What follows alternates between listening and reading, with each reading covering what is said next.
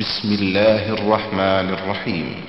ومن أحسن قولا ممن دعا إلى الله وعمل صالحا وقال إنني من المسلمين.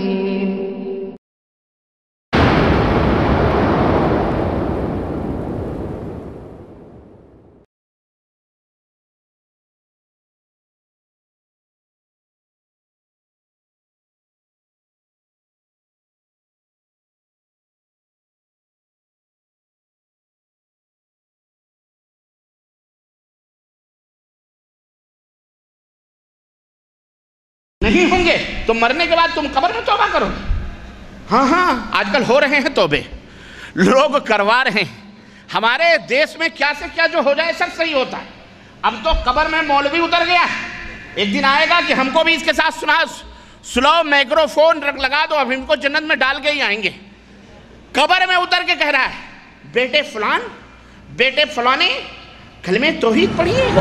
پڑھو میرے بیٹے تکبیر قریشی پڑھو, لا الہ الا اللہ محمد الرسول اللہ. پڑھو یاد کرو, لا الہ الا اللہ محمد الرسول اللہ. پڑھو لا الہ الا اللہ محمد الرسول اللہ. آپ زندگی میں کہا کرتے تھے میرے آقا سید المرسلین جناب محمد الرسول اللہ تشریف لا چکے ہیں.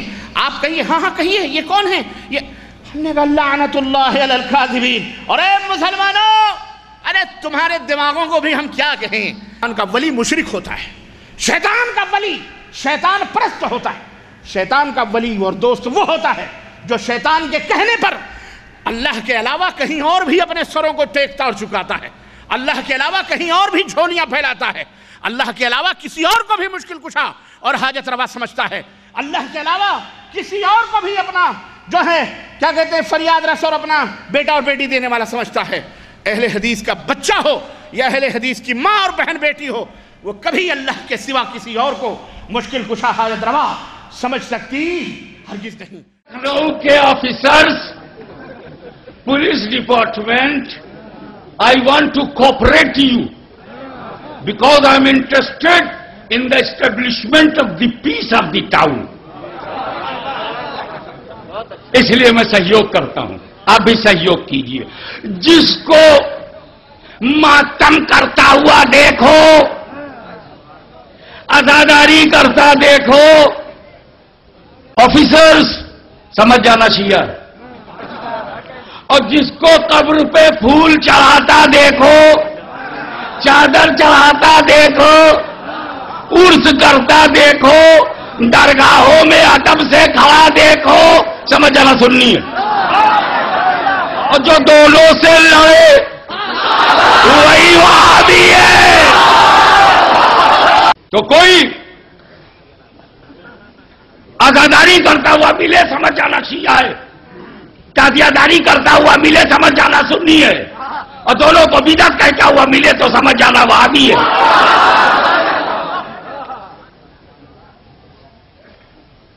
اس لیے یہ شہر سنیوں اور شیعوں کا ہے. آپ جہاں سے آئے وہیں چلے جائیے. دین جو دین برحق ہے اور اسی دین کے ہم داعی ہیں, اسی دین کی طرف ہم دعوت دینے والے ہیں. اور دنیا ہمیں چور کہے کہنے دو, دنیا ہمیں ڈاکو کہے کہنے دو, دنیا ہمیں بد مذہب کہے کہنے دو, دنیا ہمیں لعنتی کہے کہنے دو. ہمیں شمع برابر بھی ہم ان کی باتوں کو جوتے کی ناک پر رکھ کر اڑا دیتے ہیں. ہم اس کان سے سنتے ہیں اور اس کان سے اڑا دیتے ہیں. کیوں؟ اس لیے کہ چور ڈرتا. السلام علیکم ورحمۃ اللہ وبرکاتہ. الحمدللہ نحمده ونستعینه ونستغفره ونؤمن به ونتوکل علیہ ونعوذ باللہ من شرور انفسنا ومن سیئات اعمالنا. من يهده الله فلا مضل له ومن يضلل فلا هادي له, واشهد ان لا اله الا الله واشهد ان محمدا عبده ورسوله. اما بعد فان خير الحديث كتاب الله وخير الهدي هدي محمد صلى الله عليه وسلم وشر الامور محدثاتها وكل محدثة بدعة وكل بدعة ضلالة وكل ضلالة في النار. قال الله تبارك وتعالى في كلامه المجيد: أعوذ بالله السميع العليم من الشيطان الرجيم. بسم الله الرحمن الرحيم يا أيها الذين آمنوا اتقوا الله حق تقاته ولا تموتن إلا وأنتم مسلمون واعتصموا بحبل الله جميعا ولا تفرقوا. وقال تعالى في موضع آخر ومن يبتغ غير الإسلام دينا فلن يقبل منه وهو في الآخرة من الخاسرين. وقال تعالى إن الدين عند الله الإسلام. اللهم صل على محمد وعلى آل محمد كما صليت على إبراهيم وعلى آل إبراهيم إنك حميد مجيد. اللهم بارك على محمد وعلى آل محمد كما باركت على إبراهيم وعلى آل إبراهيم إنك حميد مجيد. تمام قسم کی حمد و ثنا کبریائی اور بڑائی اس اللہ عز و جل کے لیے لائق و زیبا ہے جس نے ہمیں اور آپ کو پیدا فرمایا، اور بیش بہا درود و سلام اس ذات مبارکہ مطہرہ پر جن کا نام نامی اسم گرامی احمد مجتبیٰ محمد مصطفیٰ صلی اللہ علیہ وسلم. معزز محترم علماء کرام، سامعین اعظام، نوجوان دوستوں، بزرگوں اور بھائیوں اور قابل احترام پردہ نشین اسلامی ماں اور بہنوں، آج بتاریخ 2 ذی القعدہ 1432 ہجری مطابق 30 ستمبر سن 2011 عیسوی کے اس ایک روزہ اسلامک کانفرنس جو اسلامک دعویٰ سینٹر الجبیل کے زیر نگرانی اس وسیع اور عریض اور کشادہ جامع میں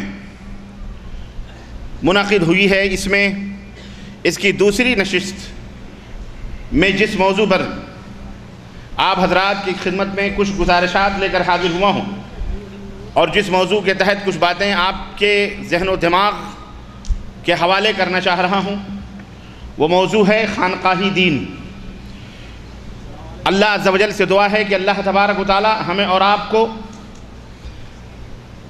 حق بات کہنے اور سننے کی توفیق عطا فرمائے، اور کہنے اور سننے سے زیادہ عمل کی توفیق عطا فرمائے. اور اللہم ارنا الحق حقا وارزقنا اتباعہ وارنا الباطل باطلا وارزقنا اجتنابہ.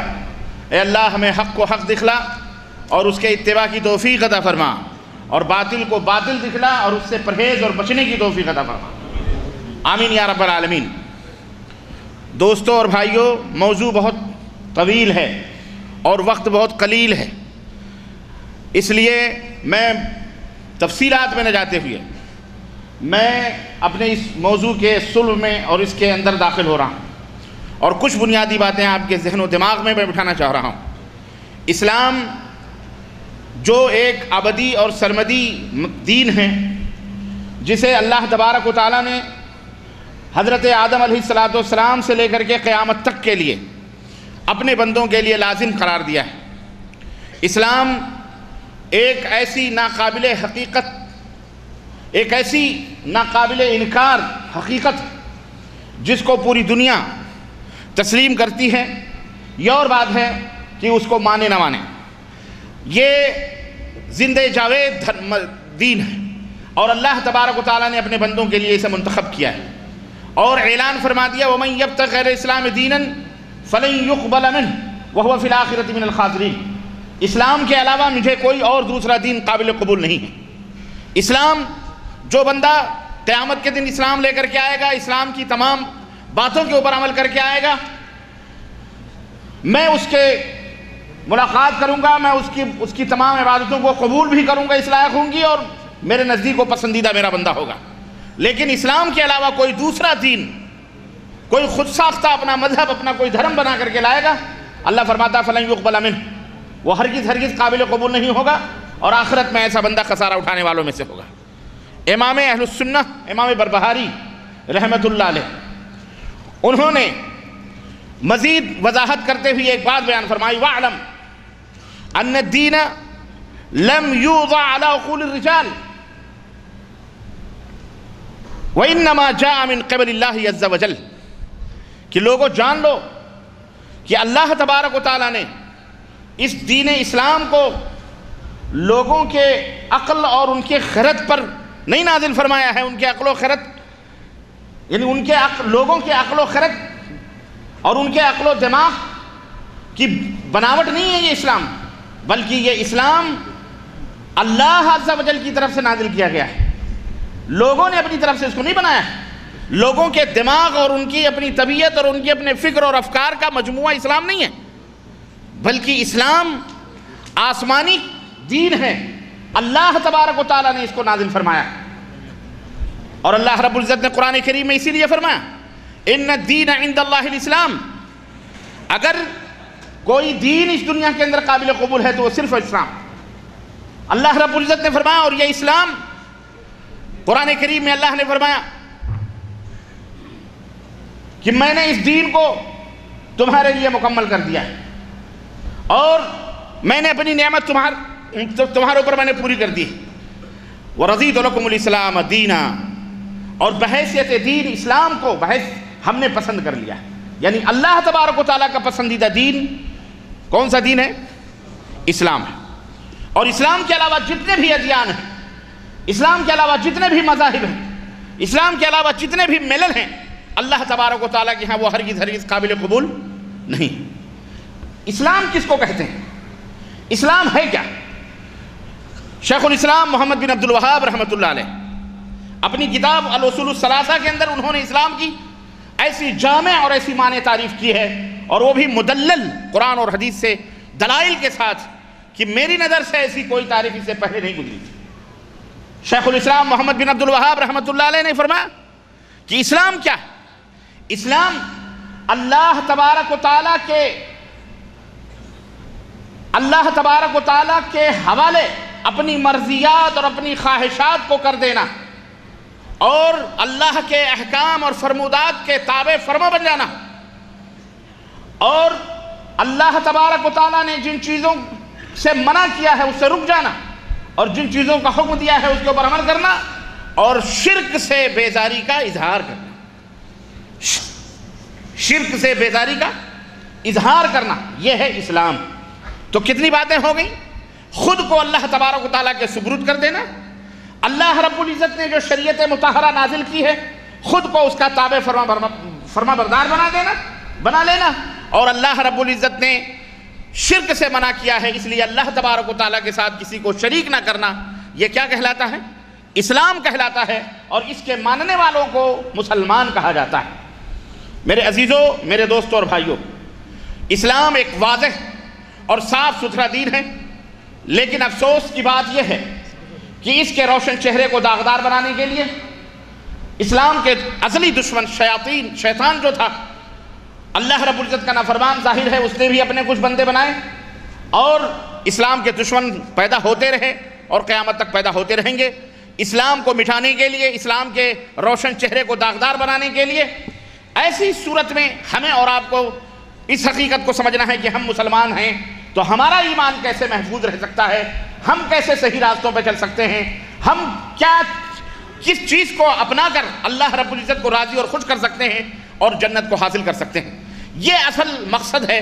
راہ نجات ہم کیسے حاصل کر سکتے ہیں، اللہ رب العزت کے عذاب سے بچ کیسے سکتے ہیں، یہی ہماری زندگی کا مقصد ہے. اللہ رب العزت کی عبادت و بندگی کر کے اللہ کو راضی اور خوش کیسے کر سکتے ہیں، یہ ہماری زندگی کا مقصد ہے. اور یہی تمام سب جد و جہد اور یہ کوششیں جو آپ دیکھ رہے ہیں کانفرنس کی شکل میں، دروس کی شکل میں، کتابوں کی شکل میں اور مختلف وسائل اور ذرائع کی شکل میں صحیح اسلام کو آپ تک پہنچانے کی جو جد و جہد اور کوشش کی جا رہی ہے، میرے عزیزوں، اس کا بنیادی سبب یہی ہے تاکہ شیطان کے چنگل سے آپ بچ سکیں اور ہم اور آپ شیطان کے مکر اور فریب سے محفوظ رہ سکیں. آپ کو یہ معلوم ہے کہ پیغمبر اسلام حضرت محمد رسول اللہ صلی اللہ علیہ وسلم نے واضح طور پر اپنی امت کو بہت ہی واضح طور پر یہ بات بیان کر دی تھی کہ ان الیہود افترقت علی 71 فرقہ، یہودی 71 فرقوں میں بٹے، ونصارى 72 فرقہ، اور نصرانی 72 فرقوں میں بٹے. ستفترق امتی علی 73 فرقہ، لیکن میری امت 73 فرقوں میں بٹے. یہودی 72 فرقوں میں بٹے، یہودی 71 فرقوں میں بٹے، نصارہ 72 فرقوں میں بٹے، اور میری امت 73 فرقوں میں بٹے گی. اب آپ اس سے اندازہ لگائیں کہ اللہ کے رسول صلی اللہ علیہ وسلم نے ہمیں کن حادثوں سے بہت پہلے، آج سے 1500-1400 برس پہلے ہمیں متنبہ کر دیا تھا کہ میری امت ٹکڑے ٹکڑے ہوگی، میری امت گروہ در گروہ میں تقسیم ہوگی. یہی نہیں بلکہ یہود و نصارہ کے نقش قدم پہ بھی چلے گی، اور بلکہ یہود و نصارہ کے نقش قدم پہ چلتے چلتے ان سے کہیں زیادہ آگے بھی نکل جائے گی، یعنی ان سے ایک ہاتھ اور آگے ہو جائے. ایسی سچویشن میں، ایسی صورت میں، جبکہ آج ہم اور آپ ایسے ماحول میں سانس لے رہے ہیں کہ آج اسلام کے مقابل کئی دین کو لا کر کے کھڑا کر دیا گیا ہے، کئی نظریات اور کئی افکار اور کئی خیالات اور کئی مذاہب اور کئی ادیان لا کر کے اسلام کے مقابل کھڑا کر دیے گئے ہیں۔ ایسے سچویشن میں آپ ہم کو ایک سوال کا جواب دیجئے کہ کیا ہماری ذمہ داری یہ نہیں بنتی کہ ہم صحیح اسلام کو پہچاننے کی کوشش کریں اور صحیح اسلام آپ کو بتلائیں اور آپ صحیح اسلام کو جاننے کی کوشش کریں؟ کیا یہ ہماری ذمہ داری نہیں بنتی کہ ہم آپ کو باطل دین، جھوٹی باتیں لا کر کے آپ کی خدمت میں رکھیں اور بتلائیں کہ یہ جھوٹ ہے، یہ مکر ہے، یہ عیاریت ہے، یہ اسلام کا ایک لبادہ ہے، اسلام کا ایک کھول ہے جو انہوں نے چڑھایا ہوا ہے، ورنہ حقیقت اس کے پیچھے یہ ہے کہ یہ باطل ہے؟ کیا یہ ہماری ذمہ داری بنتی ہے کہ نہیں بنتی ہے؟ بتائیے آپ، یہ ہماری ذمہ داری بنتی ہے، اور یہی ہم کرتے رہیں گے تو کامیاب رہیں گے، اور یہی اگر ہم کرتے رہیں گے تو اللہ کے قریبی بندے بنتے رہیں گے، اللہ کا قرب حاصل کرتے رہیں گے، کیونکہ ہمارا مقصد وجود اور ہماری پیدائش اور خلقت کا مقصد جہاں یہ ہے کہ وَمَا خَلَقْتُ الْجِنَّ وَالْإِنسَ إِلَّا لِيَعْبُدُونَ، کہ میں نے انسان اور جناتوں کو صرف اپنی عبادت کے لیے پیدا کیا ہے، وہیں ہمارا مقصد وجود یہ بھی ہے کہ كُنْتُمْ خَيْرَ أُمَّةٍ أُخْرِجَتْ لِلنَّاسِ تَأْمُرُونَ بِالْمَعْرُوفِ وَتَنْهَوْنَ عَنِ الْمُنْكَرِ، کہ ہم نے تم کو اس لیے پیدا کیا ہے کہ تم لوگوں کے سامنے حق باتیں واضح طور پر رکھتے رہو، بھلائیوں کا حکم دو، اچھی باتیں جو قرآن اور سنت کے اندر موجود ہیں انہیں لوگوں کو بتلاؤ، اور برائیوں سے لوگوں کو روکو۔ جتنی بھی گندی باتیں ہیں، جتنی بھی عقائد سے متعلق ہوں، معاشیات سے متعلق ہوں، سیاسیات سے متعلق ہوں، زندگی کے عادات و اطوار سے، رسوم سے متعلق ہوں، غرض اگر ہم نے کلمہ پڑھایا پوری دنیا کو، جو کلمہ پڑھنے والے ہیں، بے کلمہ پڑھنے والے ہیں، سب کو صحیح بات اور اللہ کی طرف راغب ہونے کے طور و طریقے یہ بتلانا، یہ ہماری ذمہ داری ہے اور ہمارا یہ فریضہ ہے، اور یہ فریضہ جب تک ادا ہوتا رہے گا یہ دنیا قائم و دائم رہے گی، اور جس دن یہ فریضہ بند ہوگا اس دن ہم اللہ کی لعنتوں کے شکار ہو جائیں گے اور اللہ تبارک تعالیٰ کے غضب کے شکار ہو جائیں گے۔ اللہ ہمیں اپنی لعنت اور اپنے غضب سے محفوظ رکھے، آمین یا رب العالمین۔ اس لیے میرے عزیزوں، میرے دوستوں اور بھائیوں، یہ موضوعات آپ کی خدمت میں اس لیے رکھے جا رہے ہیں کہ آج یلغار ہے دین اسلام پر، حقیقی اسلام کے اوپر چاروں طرف سے میڈیا کا الغار ہے، الیکٹرانک میڈیا ہو کہ پرنٹ میڈیا ہو، کتابی شکل میں ہو کہ جناب علی موبائلز کے ذریعے ہو کہ ٹیلی ویژن کے ذریعے ہو، چینلوں کے ذریعے ہو، ہر اعتبار سے کیسٹوں کے ذریعے، سیڈیز کے ذریعے حقیقی اسلام کو چھپا کر آج ظاہری اور آج جو ہے کھول چڑھا کر اسلام کا اور اندر سبائیت کو اور سبائی اور یہودیتوں کو، نصرانیت کو اور جناب علی ہندو مت کو اور کافرانہ خیالات اور نظریات کو اسلام کا نام دے کر کے امت محمدیہ کے اندر اس کو داخل کرنے کی کوشش کی گئی ہے اور کی جا رہی ہے، اور اپنے آپ کو سچا اور پکا مسلمان بنانے کی کوشش کی جا رہی ہے۔ ایسی سچویشن میں، ایسے ماحول میں ہماری یہ ذمہ داری بنتی ہے کہ ہم آپ کو کھلے طور پر یہ بات بتلائیں کہ جنت میں جانے کا راستہ کون سا ہے اور جہنم میں جانے کا راستہ کون سا ہے۔ اگر آپ جنت میں جانا چاہتے ہو تو ان راستوں کو اپناؤ، اور اگر آپ جہنم میں جانا چاہتے ہو تو ان راستوں کو اپناؤ۔ اللہ ہم سب کو جہنم سے محفوظ رکھے اور اللہ ہم سب کو جنت کے راستے پہ چلنے کی توفیق عطا فرمائے۔ نبی کائنات صلی اللہ علیہ وسلم نے اپنی امت کو ڈراتے ہوئے اور باقاعدہ واضح طور پر تنبیہ کرتے ہوئے یہ فرمایا تھا، ترکت فیکم امرین لن تضلوا ما تمسکتم بہما کتاب اللہ و سنتی۔ ہے میری امت کے لوگوں، میں تمہارے درمیان دو چیزیں چھوڑ کے جا رہا ہوں، جب تک تم ان دونوں چیزوں کو مضبوطی سے پکڑے رہو گے کبھی بھی گمراہ نہیں ہو سکتے۔ اور وہ دونوں چیزیں کیا ہیں؟ ایک کتاب اللہ اور دوسرے سنت رسول اللہ صلی اللہ علیہ وسلم۔ اللہ کے رسول صلی اللہ علیہ وسلم نے فرمایا، ترکتکم علی المحجۃ البیضاء لیلھا کنہارھا، میں نے تمہیں ایک ایسی شاہراہ پہ، ایک ایسے منہج پر اور ایک ایسے طریقے پر چھوڑا ہے جس کی راتیں بھی دن کی طرح روشن ہیں۔ لا یزیغ عنھا الا ہالک، اس سیدھے راستے سے وہی گمراہ ہو سکتا ہے جس کے مقدر میں ہلاکت و تباہی اور بربادی لکھی، جو جنت جس کا مقدر نہ۔ اس لیے اے میرے مسلمان بھائیوں اور اے میری مسلمان ماں اور بہنوں، نہایت ہی غور سے اور نہایت ہی دھیان سے ان حقیقتوں کو سمجھنے کی کوشش کرو، اور صحیح اسلام کیا ہے، دین اسلام کی حقیقی شکل و صورت کیا ہے، وہ سمجھنے کی کوشش کرو۔ میرے عزیزوں، دو چیزوں کے مجموعے کا نام بنیادی طور پر اگر ہم آپ غور کریں کہ نجات کا دار و مدار دو چیزوں کے اوپر ہے، ایک ہے ایمان صادق اور دوسرا ہے عمل صالح۔ انسان کے پاس صحیح ایمان ہو اور اس کے پاس صحیح عمل ہے، یہی دو چیزیں قیامت کے دن اللہ رب العزت کے ہاں پوچھے جائیں گے۔ اور ایمان سے مراد کیا ہے؟ ایمان سے مراد اللہ تبارک و تعالیٰ کی ذات پر ایمان رکھنا، رسالت کے اوپر ایمان لانا، آخرت کے اوپر ایمان لانا، تمام فرشتوں کے اوپر ایمان لانا، اور اسی طرح سے تقدیر کے بھلے اور برے ہونے کے اوپر ایمان لانا، اور اللہ نے جتنی بھی کتابیں نازل فرمائی ہیں ان تمام کتابوں کے اوپر ایمان لانا۔ رسول اکرم صلی اللہ علیہ وسلم نے ارشاد فرمایا کہ ایمان کی 70 سے زیادہ شاخیں ہیں، ایمان کی 70 سے زیادہ شاخیں ہیں، ان میں سب سے افضل جو شاخ ہے وہ کیا ہے؟ لا الہ الا اللہ، اللہ کے سوا کوئی معبود برحق نہیں۔ یہ حدیث صحیح بخاری کے اندر موجود ہے۔ تو ایمان کی بنیاد کلمہ توحید ہے۔ ایمان کی بنیاد کس کے اوپر ہے؟ ایمان کی اساس اور ایمان کی بنیاد کلمہ توحید ہے۔ اور اعمال صالحہ سے کیا مراد ہے؟ اعمال صالحہ سے مراد وہ اعمال ہیں، غور سے سننا ذرا، یہ ہے فرق دین اسلام کا اور یہ ہے فرق دین خانقاہیت کا۔ خانقاہی دین اور دین اسلام دونوں میں فرق میں آپ کو بتلانا چاہوں گا کہ اسلام جو دین ہے یہ اللہ نے اس کو آسمان سے نازل کیا ہے، یہ دماغوں کا اور لوگوں کے اپنے افکار اور نظریات کا مجموعہ اور خیالات کا ملغوبہ نہیں ہے یہ، بلکہ یہ آسمان سے نازل کیا گیا ہے۔ اس کی شہادتیں ساتوں آسمان کے اوپر، عرش کے اوپر جو مستوی اللہ ہے وہ نازل اس نے فرمایا ہے حضرت محمد الرسول اللہ صلی اللہ علیہ وسلم کے ذریعے سے، اور محمد الرسول اللہ صلی اللہ علیہ وسلم نے صحابہ تک پہنچایا اور صحابہ نے اس کے اوپر عمل کر کے لوگوں کو دکھلایا۔ وہ ہے وہ دین جو دین اسلام کہلاتا ہے، وہ ہے جو دین برحق ہے، اور اسی دین کے ہم داعی ہیں، اسی دین کی طرف ہم دعوت دینے والے ہیں۔ اور دنیا ہمیں چور کہے کہنے دو، دنیا ہمیں ڈاکو کہے کہنے دو، دنیا ہمیں بد مذہب کہے کہنے دو، دنیا ہمیں لعنتی کہے کہنے دو، ہمیں شمع برابر بھی ہم ان کی باتوں کو جوتے کی نوک پر رکھ کر اڑا دیتے ہیں۔ ہم اس کان سے سنتے ہیں اور اس کان سے اڑا دیتے ہیں۔ کیوں؟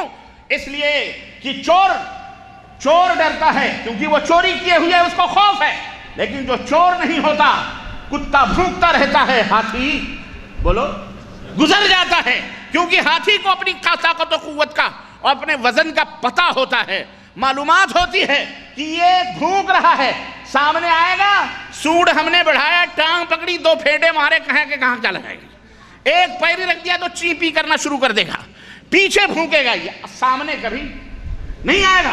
اس لیے ہمیں اس کی پرواہ نہیں، کوئی ہم کو وہابی کہے، کوئی ہم کو بددین کہے، بد مذہب کہے، کہو، ہماری نیکیوں میں اضافہ ہی ہو رہا ہے۔ اللہ تمہیں اور توفیق عطا فرمائے گالیاں دینے کی، اللہ تمہیں اور گالیاں دینے کی توفیق عطا فرمائے۔ ہمیں اس کی پرواہ نہیں کہ تم ہمیں گالیاں دیتے ہو یا ہمارے خلاف پرچیاں کٹواؤ گے یا عدالتوں میں جا کے مائی باپ کہہ کر کے اپنی گند ہمارے اوپر تھوپو گے۔ تمہیں تو اتنے بھائی شعور نہیں، مکر اور فریب کے وہ دجل کے تم ایسے ملغوبے ہو کہ آج دنیا پہ تم بے نقاب ہو چکے ہو۔ آج اے باطل پرستو، اے خانقاہیت کے پردوں میں چھپے ہوئے سبائیت زدہ لوگوں اور عبداللہ ابن سبا کی جائز اولاد، سنو، تمہارا چہرہ واضح ہو چکا ہے دنیا کے سامنے، بلبلا رہے ہو تم۔ اب تم اپنی خانقاہوں میں بیٹھ کر تم نہ جانے کیسی باتیں کر رہے ہو، لیکن نہیں، قیامت تک ہم تمہارا پیچھا چھوڑیں گے نہیں، ہم تمہارا پیچھا قیامت تک۔ تم نے ہمارے اسلام کو بدنام کرنے کی کوشش کی۔ میرے عزیزو، قرآن و سنت سے دور کر کے امت کو، اسلام آج مندروں سے بدنام نہیں ہوا ہے، گرجا گھروں سے رسوا نہیں ہوا۔ آج اسلام اگر رسوا ہوا ہے تو ان مزاروں اور ان درگاہوں اور ان خانقاہیت میں بیٹھے ہوئے صوفیوں اور ان سنتوں اور ان منشوں سے اسلام بدنام ہوا ہے۔ اسلام رسوا ہو چکا ہے۔ چینلوں پہ بیٹھ کر ہری ہری پگڑیاں دکھا کر کے لوگوں کے ایمان اور عقیدوں پہ ڈانکے ڈالتے ہیں، داڑھیاں لہرا کر، سنت رسول میٹھی میٹھی سنت سنی، چور، اور وہ بھی بیٹھ کر کے شاہانہ طور پر، اے اللہ، اور اللہ دیکھ رہا ہے، اللہ کا قہر بھی نازل ہو رہا ہے، ایسی بات بھی نہیں، اللہ کا قہر بھی نازل ہو رہا ہے۔ سب سے بڑا قہر یہی ہوتا ہے کہ بھائی کو ختم کرے، آپس ہی کے اندر خانہ جنگی شروع ہو جائے، آپس ہی میں ایک دوسرے کو ماریں، وہ آپس ہی میں ایک دوسرے کو مار رہے ہیں۔ ہم کو کچھ کہنے کی ضرورت، اللہ تعالیٰ سے ہم صرف یہ دعا کریں گے، اے اللہ انہیں ہدایت عطا فرما۔ تو اے مسلمانوں، یہ جو کانفرنسیں ہو رہی ہیں، یہ جو دروس اور محاضرات ہو رہے ہیں، یہ جو تمام سب چیزیں بندوبست اور علماء آتے ہیں، یہ علماء کیوں آتے ہیں؟ اسی بیداری پیدا کرنے کے لیے، حقائق کو سمجھنے کی کوشش کرو۔ آج ہماری اتنی جد و جہد نہیں ہے جتنے تیزی اور جتنی رفتار سے جناب علی یہ باطل پرست اپنی دعوتوں کو پھیلا رہے ہیں۔ ہم نے سال میں ایک دفعہ کانفرنس کر لی، فلانے مکتب میں کانفرنس کر لی، یہاں 24 گھنٹے ٹیلی ویژن چینلوں کے اوپر لوگ بیٹھ کے کفر بانٹ رہے ہیں۔ سمجھ بات آئی کہ نہیں آئی؟ ہماری تمہاری سیڑھیاں کون سنتا ہے؟ وہاں تو بیٹھ کر کے چینلوں کے اوپر صبح شام کفریات بگے جا رہے ہیں۔ ہماری کیا جد و جہد اور ہماری کیا محنت؟ لیکن نہیں، اللہ رب العزت کے یہاں کمیت نہیں دیکھی جاتی ہے، اللہ رب العزت کے یہاں کیفیت نہیں دیکھی جاتی۔ कम मिन फ़िअतिन क़लीलतिन ग़लबत फ़िअतन कसीरा, कितने छोटी छोटी जमातें बड़ी बड़ी जमातों के ऊपर गालिब रहती हैं कि नहीं। हमारी छोटी सी थोड़ी सी जिद्दोजहद और मेहनत अल्हम्दुलिल्लाह सुम्मा अल्हम्दुलिल्लाह पूरी रूए ज़मीन में अल्हम्दुलिल्लाह अल्लाह के फजल व करम से बहुत ही बेहतरीन रोल अदा कर रही है और बहुत बड़ी खुशखबरियाँ अल्लाह रब्बुल इज़्ज़त हमें दे रहा है। ये अल्लाह रब्बुल इज़्ज़त का फजल है। और आप जैसे बाहिम्मत और हौसलामंद नौजवानों की जिद्दोजहद और मेहनतों का नतीजा और समरा है। अल्लाह और आप हज़रात को तौफीक अता फरमाए, अल्लाह ताला और दीन पर इस्तिकामत अता फरमाए और अल्लाह और शैतान के चेहरे को बेनकाब करने की तौफीक अता फरमाए। डरने की ज़रूरत नहीं है, न खौफज़दा होने की ज़रूरत है। मेरे अजीज़ों, पहले दीन इस्लाम की हक़ानियत, हमारा इस्लाम ईमान और अमल का नाम, किसका नाम है? ईमान और अमल का नाम। और ईमान और अमल क़यामत के दिन सुनो, सबसे पहले अमल नहीं पूछा जाएगा। मरने के बाद जैसे ही कब्र में दाखिल होंगे 3 बातों का सवाल होगा और ये तीनों चीज़ें अक़ीदे से मुतल्लिक़। इसीलिए हम अक़ीदे के ऊपर ज़्यादा जोर देते हैं। नमाज पर हम बाद में बातें करते हैं, रोज़े पर हम बाद में बातें करते हैं। हमने नमाज के नाम की कोई टीम नहीं बनाई, हमने रोज़े के नाम की कोई जमात नहीं बनाई कि चलो रोज़े की तरफ लोगों को लाओ। हमने हज और ज़कात की कोई टीम नहीं बनाई। हमने वो टीम बनाई जो हज़रत मोहम्मद रसूलुल्लाह सल्लल्लाहु अलैहि वसल्लम ने मदीने में बनाई थी, मक्के में बनाई थी। अक़ीदे तौहीद जिसकी असास थी और जिसकी बुनियाद थी। अल्लाहु अकबर। अक़ीदे तौहीद मरने के बाद कब्र के अंदर यहीं से स्टार्टिंग होगी और यहीं से सवाल होगा। अक़ीदे तौहीद मजबूत होगा, मुकम्मल होगा, सही होगा। अमली कोताहियाँ, वो गफूरुर रहीम है, वो माफ़ करने वाला है। अल्लाहु अकबर। और मैं भी बताता हूँ मेरे अजीज़ों, वो माफ़ करने वाला है, उसकी माफ़ी हो सकती है। लेकिन अक़ीदे की बिगाड़, अक़ीदे का फसाद, अक़ीदे के अंदर खोट, अक़ीदे के अंदर गलती, काफिराना, मुल्हिदाना और इसी तरह मुशरिकाना और या तौहीद में शिर्क की आमेजिश वाले ख्यालात और नज़रियात, ये बग़ैर तौबा के कभी माफ़ नहीं होंगे। तो मरने के बाद तुम कब्र में तौबा करोगे। हाँ, आजकल हो रहे हैं तौबे, लोग करवा रहे हैं। हमारे देश में क्या से क्या जो हो जाए सब सही होता है। अब तो कब्र में मौलवी उतर गया। पढ़ो मेरे बेटे, तनवीर कुरैशी पढ़ो। ला इलाहा इल्लल्लाह मुहम्मदुर रसूलुल्लाह। पढ़ो, याद करो। ला इलाहा इल्लल्लाह मुहम्मदुर रसूलुल्लाह। पढ़ो, ला इलाहा इल्लल्लाह मुहम्मदुर रसूलुल्लाह। एक दिन आएगा कि हमको भी इसके साथ सुनाओ, माइक्रोफोन लगा दो, अब इनको जन्नत में डाल के ही आएंगे। बेटे फलाने कलमे तौहीद पढ़िए।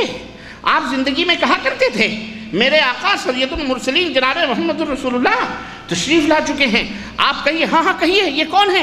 ये हमने कहा लानतुल्लाहि अलल काज़िबीन। और मुसलमानों, अरे तुम्हारे दिमागों को भी हम क्या कहें, भों भों रो रहे हैं। टीवी पे हमने देखे, यूट्यूब पे, नाम लेने की ज़रूरत नहीं है।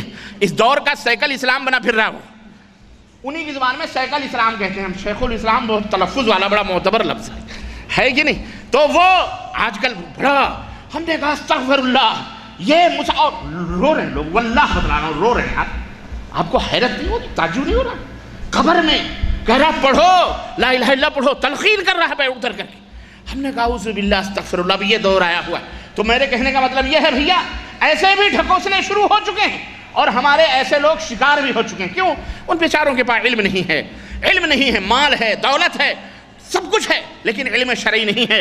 इसलिए अपने बच्चों को शरीयत का इल्म सिखाओ, कुरान और सुन्नत का इल्म सिखलाओ, अपने बच्चों को दर्स दिलाओ।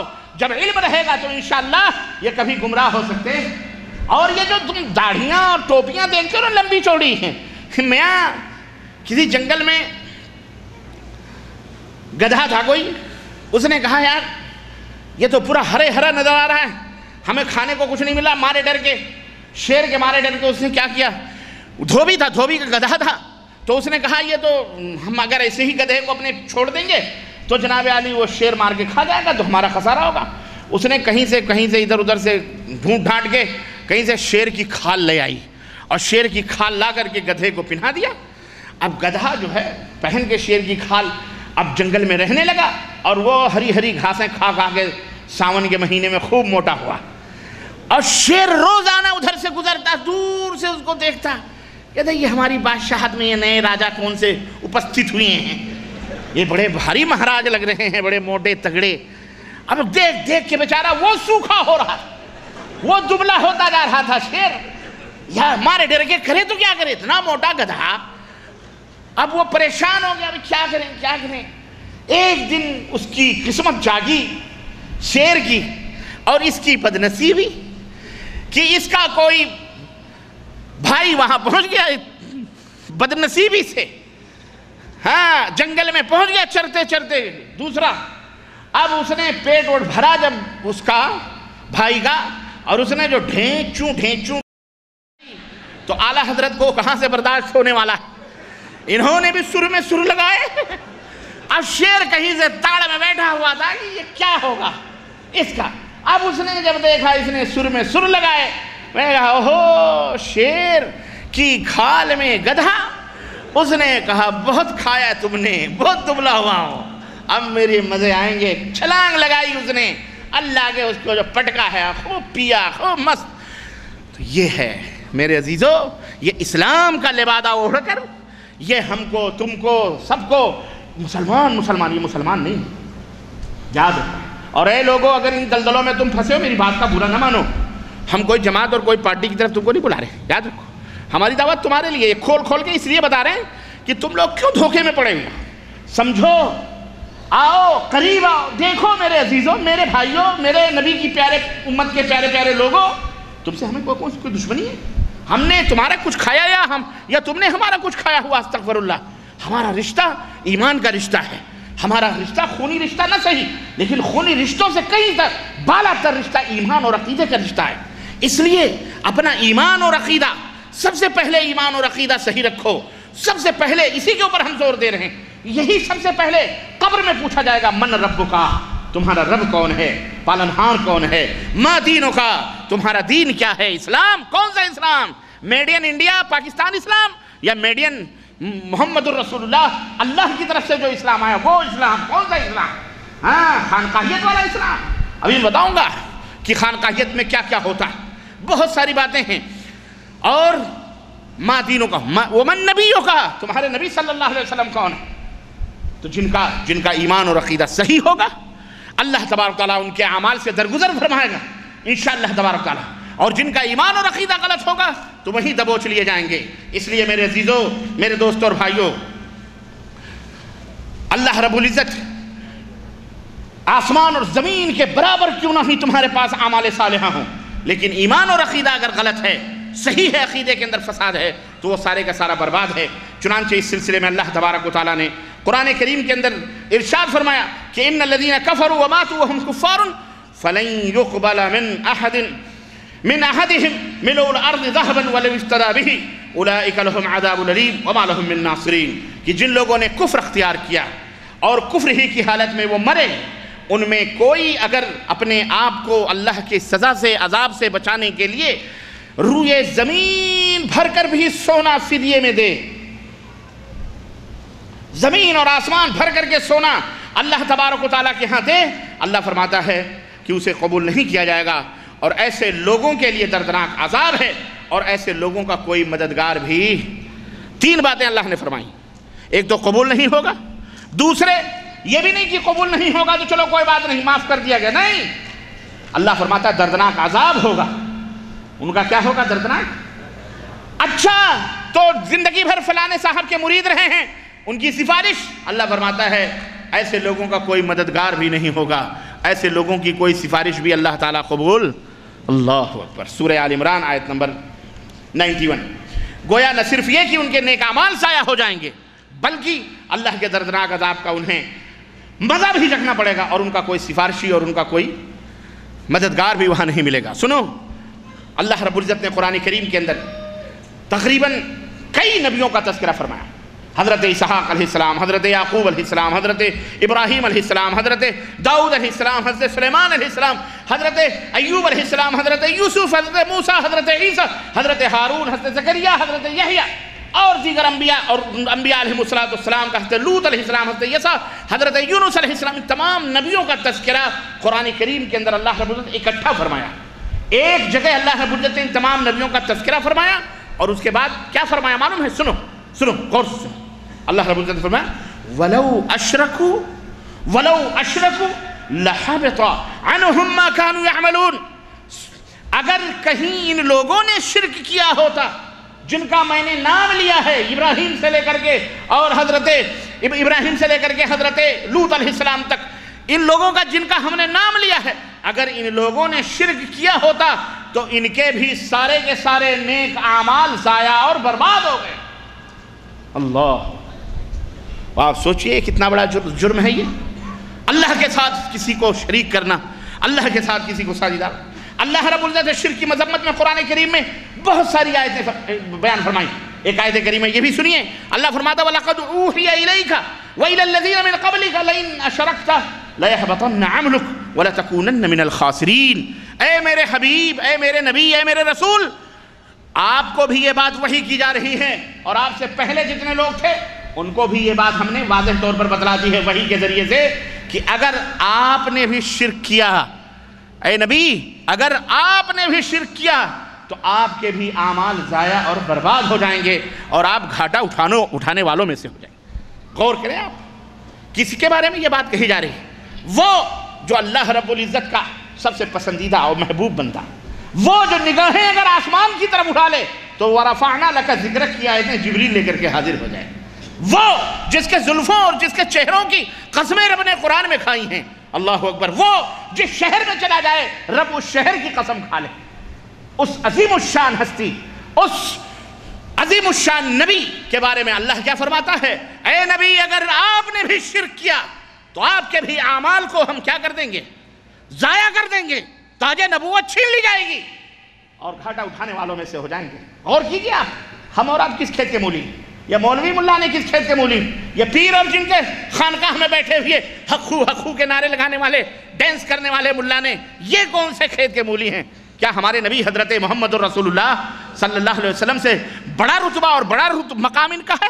حاشا وکلا، ہرگز نہیں. اللہ رب العزت نے فرمایا فَلَا تَدْعُوا مَعَ اللَّهِ إِلَٰهًا آخَرَ فَتَكُونَ مِنَ الْمُعَذَّبِينَ. اے نبی اللہ کے ساتھ کسی دوسرے کو معبود نہ بنانا، اللہ کے ساتھ کسی کو معبود، کسی کو سجدہ، کسی کے مشکل کشا، کسی کو حاجت روا، کسی کو غوث، کسی کو داتا نہ بنانا. یاد رکھو ورنہ سزا پانے والوں میں سے شامل ہو جاؤ گے. سورہ شعراء آیت نمبر 213. میرے عزیزو، اللہ رب العزت نے اپنے محبوب حضرت محمد الرسول اللہ صلی اللہ علیہ وسلم کے بارے میں یہ تمام سب باتیں ہی بیان فرمائی ہیں کہ آپ کے اعمال ضائع برباد ہیں. سورہ مائدہ کے اندر اللہ رب العزت نے ارشاد فرمایا انہ من یشرک باللہ فقد حرم اللہ علیہ الجنہ ومأواہ النار وما للظالمین من انصار. یاد رکھو، شرک کی حالت میں اگر مر گئے تو اللہ نے فرمایا شرک، اللہ نے جنت کو تمہارے اوپر حرام کر دیا ہے اور اس آدمی کا ٹھکانہ جہنم ہے. وما للظالمین من انصار، اور ان ظالموں کا کوئی مددگار نہیں ہوگا.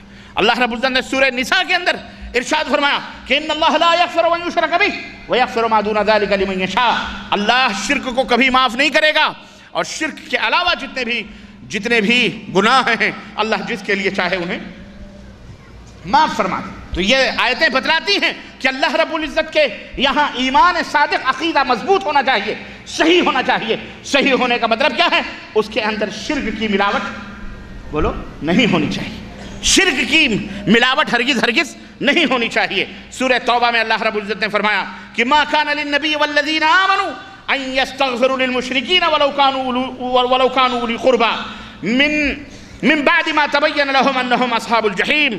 کسی نبی کے لیے اور اہل ایمان کے لیے یہ جائز نہیں کہ وہ مشرکوں کے لیے مغفرت کی دعا کریں، چاہے وہ ان کے رشتہ دار ہی کیوں نہ ہوں، چاہے وہ ان کے عزیز اور اقارب ہی کیوں نہ ہوں، جبکہ ان پر یہ بات واضح ہو چکی ہے کہ وہ جہنمی ہیں، وہ مشرک ہیں، اور ہر مشرک کیا ہوتا ہے؟ جہنمی ہوتا ہے. ایسے لوگوں کے لیے اللہ سے مغفرت کی دعا کرنا بھی کیا ہے؟ حرام ہے، چاہے وہ ان کے قریبی رشتہ دار ہی کیوں نہ ہوں. اللہ کے نبی صلی اللہ علیہ وسلم نے اپنے چچا ابو طالب کے بارے میں کہا تھا کہ میں دعا کروں گا، اللہ نے منع فرما دیا. اللہ نے منع فرما دیا. اللہ کے نبی صلی اللہ علیہ وسلم اپنے ماں کی قبر کی زیارت کے لیے گئے، اپنے ماں کی قبر کی زیارت کے لیے گئے، زیارت کی آنکھوں سے آنسو رواں ہو گئے. صحابہ کرام نے اللہ کے رسول صلی اللہ علیہ وسلم پوچھا اللہ کے نبی آپ بھی رو رہے ہیں، آپ کی آنکھوں میں آنسو؟ کہنے لگے ہاں میں نے اپنے ماں کی قبر کے بارے میں اللہ سے سوال کیا تو اللہ نے زیارت کا حکم دیا اور قبر بتائی گئی مجھے کہ یہ قبر ہے. میں نے اپنے ماں کی مغفرت کی دعا کی تو اللہ نے مجھے منع فرما دیا ہے. آپ غور کریں تو سوچیں، ہماری ماں، ہماری بہن، ہمارے ماں باپ اللہ کے نبی کے ماں اور باپ سے بہت بڑے ہو سکتے ہیں، محبوب زیادہ پیارے ہو سکتے ہیں؟ اللہ کے ایک بیٹا اپنے ماں کے لیے مغفرت کی دعا مانگے اور اللہ تعالیٰ منع کر دے، نبوت کے مقام پہ فائز، سید العرب والعجم، تمام نبیوں کے سردار، اللہ تعالیٰ منع فرما رہا ہے۔ ہم اور آپ کہاں؟ ہم کس کے لیے؟ ہم اور آپ کیا ہیں؟ خود کو دیکھو۔ سمجھ میں بات آ رہی ہے کہ نہیں آ رہی؟ اس لیے میرے عزیزو، میرے دوستو، یہ بات واضح ہو چکی ہے کہ شرک یہ ناقابل معافی گناہ ہے، بغیر توبہ کے جو معاف نہیں ہوتا ہے۔ اسی طرح سے اور بہت ساری چیزیں ہیں۔ اللہ کے رسول صلی اللہ علیہ وسلم حدیث میں، رسول اکرم صلی اللہ علیہ وسلم نے حضرت معاذ بن جبل رضی اللہ تعالیٰ عنہ کو 10 نصیحتیں فرمائیں، اور ان میں سے ایک نصیحت یہ بھی تھی کہ یا معاذ لا تشرک باللہ شیئا ولو قتلت او حرقت، اے معاذ اللہ کے ساتھ کسی شے کو بھی ساجھیدار نہ بنانا، شریک نہ بنانا، بھلے تیری تکہ بوٹی اڑا دی جائے، بھلے تجھے جلا دیا جائے، راکھ کر دیا جائے، پھر بھی اللہ کے ساتھ کسی کو شریک نہ کرنا۔ اللہ اکبر۔ یہ میرے عزیزو، یہ ثبوت اور یہ دلائل اور اس تعلق سے بہت ساری روایتیں موجود ہیں۔ قیامت کے دن حضرت ابراہیم علیہ السلام کے والد آزر بخشش کے لیے حضرت ابراہیم علیہ السلام سفارش کریں گے، اللہ رب العزت سے درخواست کریں گے، اے پاک پروردگار، میرا باپ ہے، کچھ بھی ہے، باپ باپ ہوتا ہے، بیٹا بیٹا ہوتا ہے، میرا باپ ہے، اے اللہ اس کو تو معاف کر دے۔ جواب میں اللہ کیا ارشاد فرمائے گا معلوم؟ انی حرمت الجنت علی الکافرین، ابراہیم جنت میں نے کافروں پر حرام کر دی، کافر جنت میں داخل نہیں ہو سکتے۔ اللہ اکبر۔ صحیح بخاری کے اندر یہ روایت، یہ کہہ کر حضرت ابراہیم علیہ السلام کی سفارش کو اللہ رد فرما دے گا۔ تو کسی بھی مشرک یہ نہ سوچو دنیا کے اندر کہ ہمارے فلانے بابا سفارش کر دیں گے، ارے وہ بابا کیا سفارش کرے گا، وہ تو خود جہنم میں جائے گا، تو تمہیں بھی اپنے ساتھ، ہم تو ڈوبے ہیں صنم، تم کو بھی لے ڈوبیں گے۔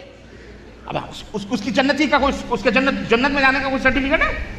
آج جو بابے ہیں ہمارے ملکوں میں جن کی تم پوجا کر رہے ہو، اور مزاروں پہ درگاہوں پہ مشاور بنے بیٹھے ہیں، یہ سب جنت کے ٹکٹ بانٹ رہے ہیں کہ نہیں بانٹ رہے ہیں؟ بڑی تکلیف ہوتی ہے جب ہم یہ بات کہتے ہیں۔ اس کے خود جنت میں جانے کی کوئی دلیل ہے؟ کوئی ثبوت ہے؟ یا تو آپ عالم الغیب ہیں، آپ کو پتا ہے کہ جنت، ہم یہ بابا جنت میں جائیں گے، ان کا دامن پکڑ کے ہم بھی جنت میں جائیں گے؟ اللہ کے بندو ہوش کے ناخن لو۔ رسول اکرم صلی اللہ علیہ وسلم کے چچا کون نہیں جانتا کہ انہوں نے نبی کریم صلی اللہ علیہ وسلم کے لیے کتنی قربانیاں دیں، لیکن اللہ اکبر، کتنی جہاں کہیں بھی کوئی مصیبت کی گھڑی آتی تھی دیوار بن کے کھڑے ہو جاتے تھے، لیکن نتیجہ کیا ہوا؟ نتیجہ کیا ہوا؟ اللہ کے نبی سے پوچھا گیا کہ آپ کی محبتوں نے انہیں کوئی فائدہ پہنچایا؟ اللہ کے نبی نے فرمایا کہ جہنم میں ہلکا عذاب دیا جا رہا ہے، انگاروں کے جوتے پہنائے گئے ہیں جس کے شعلے ان کے کھوپڑیوں سے باہر نکل رہے ہیں۔ کس کی بات آپ کر رہے ہیں؟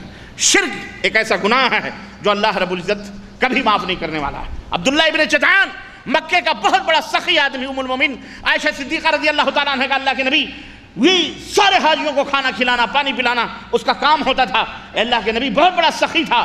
آپ فرمائیں کہ وہ جنتی ہے یا جہنمی؟ آپ نے فرمایا وہ جہنم میں ہے، کیونکہ وہ اللہ کے ساتھ شرک کیا کرتا تھا۔ اس نے کبھی یہ نہیں کہا اللہ مجھے معاف کر، اللہ کو اس نے نہیں پکارا، اللہ کے سوا غیروں کے سامنے فریادیں کرتا رہا۔ اللہ اکبر۔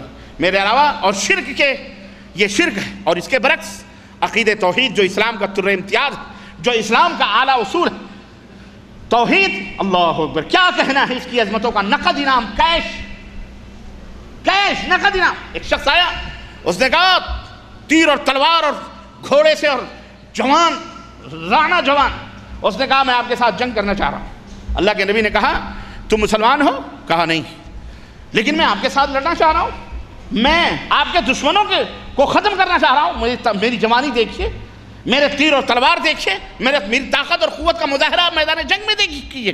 آپ نے فرمایا اگر تم ایمان نہیں لاتے تو ہمارے ساتھ تمہیں جہاد کرنے کی ضرورت نہیں۔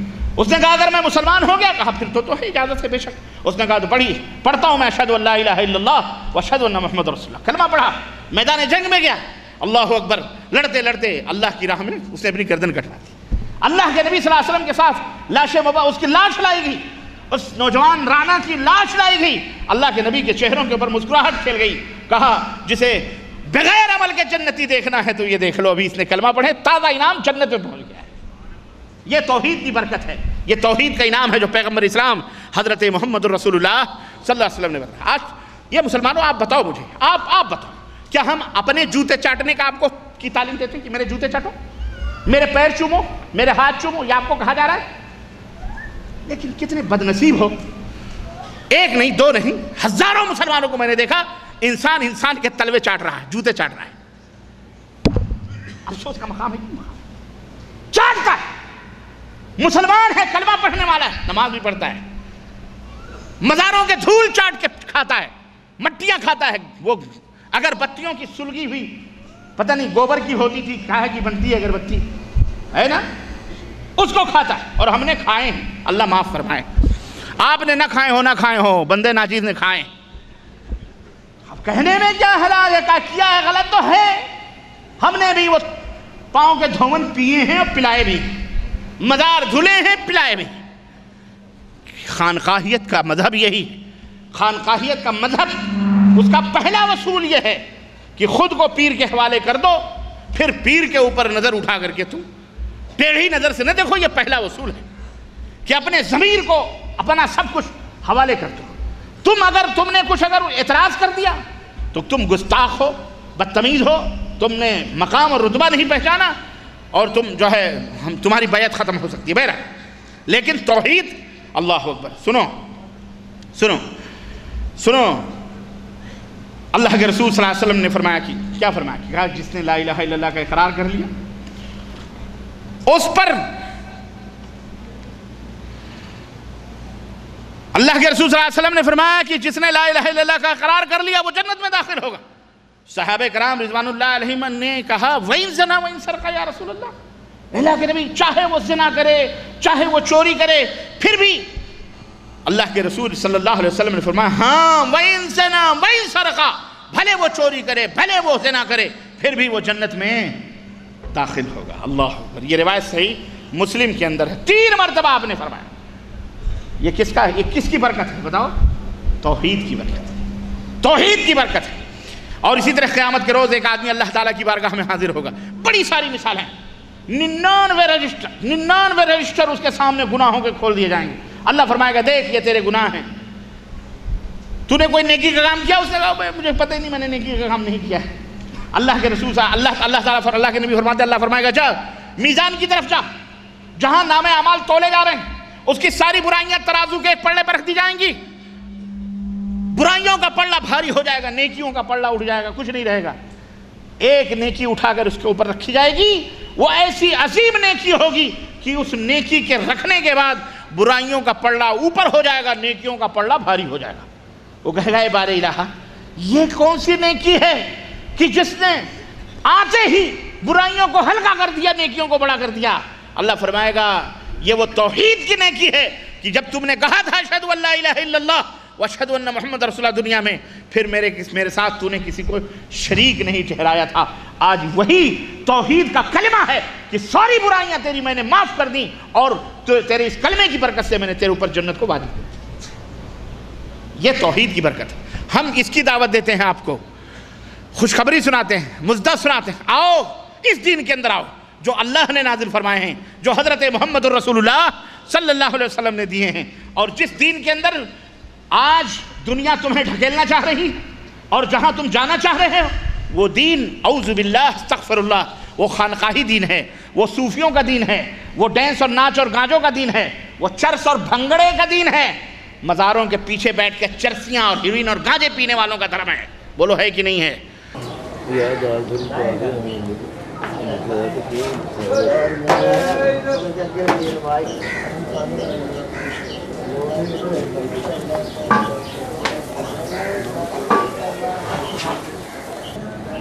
جان دیو دادا جی گنج بخش دے اللہ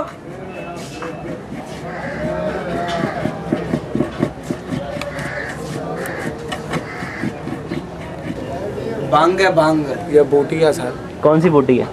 پینے والی بھنگ ہے۔ ہاں جی، نعرہ بھی نوٹ کری، لال شہر دے 4 برج نے چاروں لالو لال، پہلا داتا گنج بخش، دوسرا مادو لال، تیسرا میرا حسین، چوتھے شاہ جمال۔ جان دیو سارے آتنکوادی دی مووی بنائی جا رہی ہو، ایسی بڑے پھلے لگے پھرنے کی ہوئے میلے دی ویڈیو کی ہے۔ کیا کہا آپ نے؟ علی مولا من کنت مولا فہاز علی مولا کہ جس کا خدا فرماتا ہے کہ جس کا میں مولا اس کا علی مولا. دوسری طرف یہ فقر کا ہے کہ الفقر و فقری الفقر و مینی، فقر مجھ سے ہے میں فقر میں سے ہوں.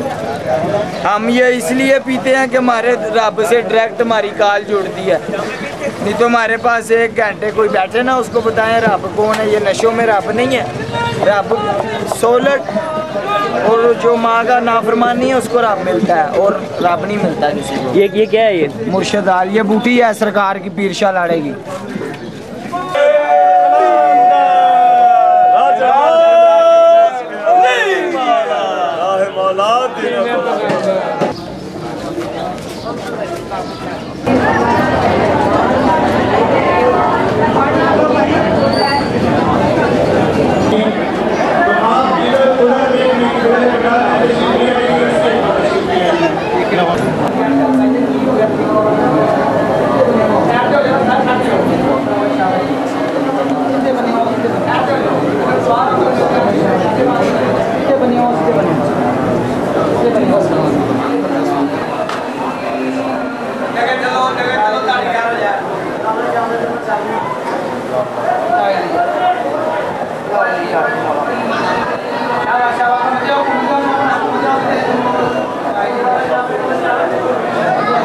السلام علیکم. وعلیکم السلام. کہاں سے آئے جی آپ؟ میں جی لاہور سے ہوں. اچھا، تو کتنے سال سے آ رہے ہیں یہاں پر؟ میں آج پہلی دفعہ ہی آیا ہوں، شاید ہوش میں. بچپن میں اپنے والد صاحب مرحوم کے ساتھ آیا کرتا تھا. اچھا، اب میں اپنے بچوں کو لے کے آیا ہوں. تو یہاں پر کیوں آئے ہیں آپ؟ یہ کوئی سوال ہے؟ یا آپ کل کو پوچھیں گے مسجد میں کیوں آئے ہیں؟ نہیں مطلب کوئی ایک بزرگ ہیں، ان کا آستانہ تجلیات ہے، لوگ یہاں آ کے مرادیں پاتے ہیں. ہم دیکھنے آئے ہیں کیا رونق لگی ہے ان کی، صحیح، ان کے کیا کمالات ہیں، کیسے خلق خدا آتی ہے. ہم یہ بھی دیکھنے آئے ہیں کہ مسلمان کتنے مجبور اور محکوم ہو گئے بیچارے اب، کہ آگے دعائیں مانگنے کے علاوہ کوئی چارہ نہیں ہے. وہ ہمارے آباء و اجداد کا جو تھا طریقہ شمشیر و سنا والا، وہ تو کھو کھاتے گیا. انہوں سے آگے قبریں تے منگ چھڑ دیں، بس ملے تو ٹھیک ہے، نہ ملے تم ہی ٹھیک ہے. ہاں جی، یہ نہیں کہ جو آپ کہہ رہے تھے کہ جہاد کا شمشیر و سنا کی بات کر رہے تھے آپ. ہاں جی ہاں. تو اس کے متعلق کیا خیال ہے آپ کا؟ میں کہہ رہا ہوں کہ وہ تو ہم بھول گئے ہیں نا، تو یہ خرافات میں پھنس گئے ہیں. علامہ اقبال نے کہا تھا کہ یہ امت روایات میں کھو گئی اور حقیقت خرافات میں کھو گئی. تو اسلام کی روح سے یہ خرافات ہے نا. اللہ رسول نے کہا کہ ڈھول بجائیں، نیچے جا کے ڈانس کریں، نماز پڑھیں، اللہ تعالیٰ سے دعا مانگے. اللہ تعالیٰ کی وسعت سے یہ بزرگ ہیں، ان کے لیے آپ فاتحہ پڑھیں، اللہ میاں سے کہیں ان کی توفیل آپ کو کریں. لیکن یہ جو کچھ ہم کر رہے ہیں، نیچے ڈھول بجیں گے، ڈانس کریں گے. ابھی ہم 2 ہفتے پہلے 7 شریف گئے ہوئے تھے، وہاں تو علمان والے فیس ہزار ہو گئی، نماز پڑھنے کے لیے گیا ہی کوئی نہیں. سارے بار کھلو کے تو نچ رہے ہیں، ڈانس کر رہے ہیں، عورتوں کی آدمی کی چرساں پیتیاں جا رہی ہیں، پنگا پیتیاں جا رہی ہیں. اسلام کو بھی بدنام کر رہے ہیں، خدا کو بھی بدنام کر رہے ہیں. اور کیا یہ جو اکثر لوگوں سے پوچھے نماز پڑھی کہ نہیں پڑھی تو وہ کہتے ہیں نماز قائم کی ہے پڑھی نہیں ہے، اس کے مطلب کیا کہتے ہیں؟ یہ اپنے دل کو تسلی دینے والی بات ہے. نماز تو وہ لوگ کہتے ہیں جی عربی میں نماز کا مطلب تو ہوتا ہے بانس کو سیدھا کرنا. تو وہ کہو جی میں وانس سیدھے کر رہے ہیں، بس گل ختم ہو گئی. عربی تو بہت زیادہ وسیع زبان ہے، لیکن اگر ہم نے اتباع خدا اور اتباع رسول کرنا ہے تو انہوں نے تو بڑا صحیح طریقہ کر کے بتایا. نبی کریم صلی اللہ علیہ وسلم جن کی زندگی اسوہ حسنہ تھا. بی بی عائشہ سے کسی نے پوچھا ایک صحابی نے کہ نبی کریم صلی اللہ علیہ وسلم کی زندگی کیسے تھی، تو آپ نے کہا قرآن مجید نہیں پڑھا آپ نے، جا کے قرآن مجید پڑھ لو، سارا ان کی زندگی کے بارے میں. وہ باتیں ہم بھول گئے ہیں بیٹا. تو یہ آپ نے بالکل صحیح کہا کہ یہاں خرافات ہوتی ہیں. تو یہاں پر دیکھیں جیسے لوگوں کو آنا چاہیے یا نہیں آنا چاہیے؟ دیکھیں جی، جب عقیدے کمزور ہو جاتے ہیں، بات تو یہ ہے کہ جب کوئی سچی بات کرتے تو کہتے ہیں وہابی ہو گیا. ہم حج کرنے گئے تھے پچھلے سال، وہاں وہ ایک قبرستان میں منتیں کر رہے تھے کہ خدا کا واسطہ ہے یہاں پہ آپ نہ کچھ کریں. نہیں مانتے تھے لوگ. روضہ رسول کے سامنے کوئی شخص ہاتھ اٹھاتا تھا تو شرطہ پکڑ کے منہ دوسری طرف کر دیتا تھا کہ اللہ میاں ادھر ہے، دعا اس سے مانگو. یہ اللہ میاں کا رسول ہے، اس سے دعا نہیں مانگ سکتے، دعا خدا سے مانگو. تو مذہب تو وہ ہے نا کہ اگر رسول اللہ صلی اللہ علیہ وسلم نے کبھی نہیں کہا کہ مجھ سے مانگو، کہا خدا سے مانگو، اور ہم تو ان کی پیروی کرتے ہیں نا، مذہب تو انہوں نے دیا. تو کتنی دفعہ انہوں نے کہا تھا کہ قبروں پہ آ کے چڑھاوے چڑھانا اور یہ نیچے ڈھول تماشے بجانا اور عورتوں کو لے کے آنا تاکہ مردوں کے اندر آ کے وہ بھی چسکے لیں. ٹھیک ہے بس جو ہو رہا ہے. اب ہم تو بوڑھے ہو گئے ہیں, جانے والے ہیں, آپ لوگ بھگتے ہیں. کیا آپ امت کو کیا پیغام دینے جائیں گے ان قبروں کے حوالے سے اور خرافات جو ہوتی ہیں, شرک ہوتا ہے؟ میرا پیغام کون سنتا ہے یار. میں کہوں گا کہ بھائی دین تو اللہ میاں کی کتاب میں ختم ہو چکا ہے, اس کو آگے کیوں بڑھاتے ہو؟ یہ کیوں فتنے فساد پیدا کرتے ہو اپنے لیے؟ یہ کیوں شیطان کے پیچھے لگتے ہو؟ کہاں خدا نے کہا کہ جلوس نکالو؟ عید میلاد النبی پہ بھی ہم جلوس نکالتے ہیں, تلواریں چلاتے ہیں, ڈھول پہ جاتے ہیں. کہاں لکھا ہے؟ جو کچھ خدا کے رسول نے اپنی زندگی میں کیا اس کا ماننا ہم سب کے لیے فرض ہے. ہم اللہ میاں کے بعد اس کے رسول کو مانتے ہیں, کیونکہ اللہ میاں کی پہچان بھی ہمیں رسول نے کرائی ہے. تو وہ نبی کریم صلی اللہ علیہ وسلم بھی تو کہہ سکتے تھے یہ میں سب کچھ کہہ رہا ہوں. وہ کیوں کہتے تھے کہ یہ اللہ میاں نے کہا, یہ میں کہہ رہا ہوں؟ اور وہ کہتے تھے جو خدا نے کہا وہ حکم ہے, جو میں کہہ رہا ہوں مشورہ ہے. ایک صحابیہ ایک زمانے میں آئی تھی, ان کے پاس جوان تھی.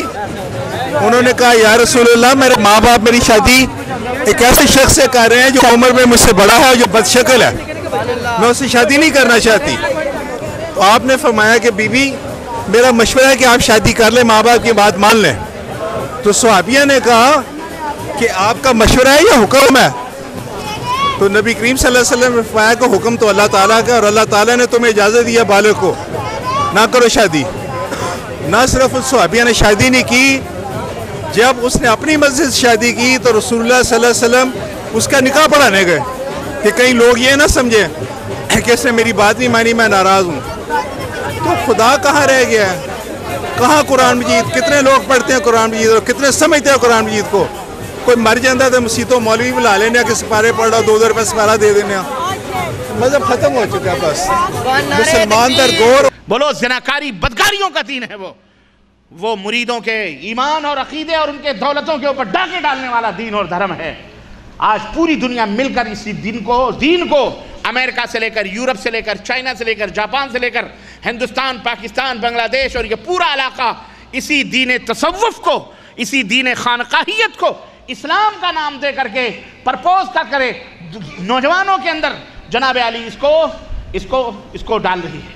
اور یہ شعور دیا جا رہا ہے کہ سنو جو حقیقی اسلام ہے یہ وہابیوں والا اسلام ہے, یہ ٹیررزم والا اسلام ہے, یہ دہشت گردی سکھاتا ہے, یہ بیر کی تعلیم دیتا ہے, باہمی عداوت و دشمنی کی تعلیم دیتا ہے, یہ امریکہ اور یہودیوں سے لڑنے کی تعلیم دیتا ہے, یہ ہندوؤں کو اور مسلموں کو اپنے علاوہ سب کو کاٹنے مارنے کی تعلیم دیتا ہے.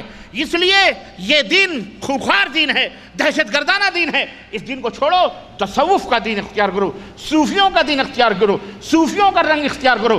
سلطان الہند خواجہ غریب النواز اللہ اللہ اللہ جدھر گئے ادھر ایک طرف ادھر سلام پھیر دیا تو مسلمان ہو گئے 90 لاکھ, ادھر ہو گئے تو 90 لاکھ بائیں طرف مسلمان ہو گئے. یہ وہ دین تھا جو ہندو مسلم کا سب کو لے کر کے چلے تھے. خواجہ نظام الدین کو دیکھیے, کہیں کوئی بھید بھاؤ نہیں. میاں خسرو کو دیکھیے کہ جناب علی کوئی بھید بھاؤ نہیں, وہی رنگ اور رلیاں ہیں. خواجہ سہاگن کو دیکھیے جناب علی احمد آباد کے اندر کوئی بھید بھاؤ نہیں ہے, سب ایک ہے. اس لیے اس دین کو فالو کرو. یہ دین اتحاد سکھلاتا ہے, اکھنڈتا سکھلاتا ہے, اور آپس میں مل جل کر کے رہنا سکھاتا ہے.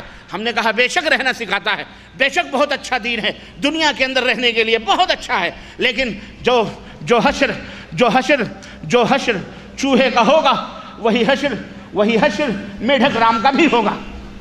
نہیں سمجھ میں بات آئی؟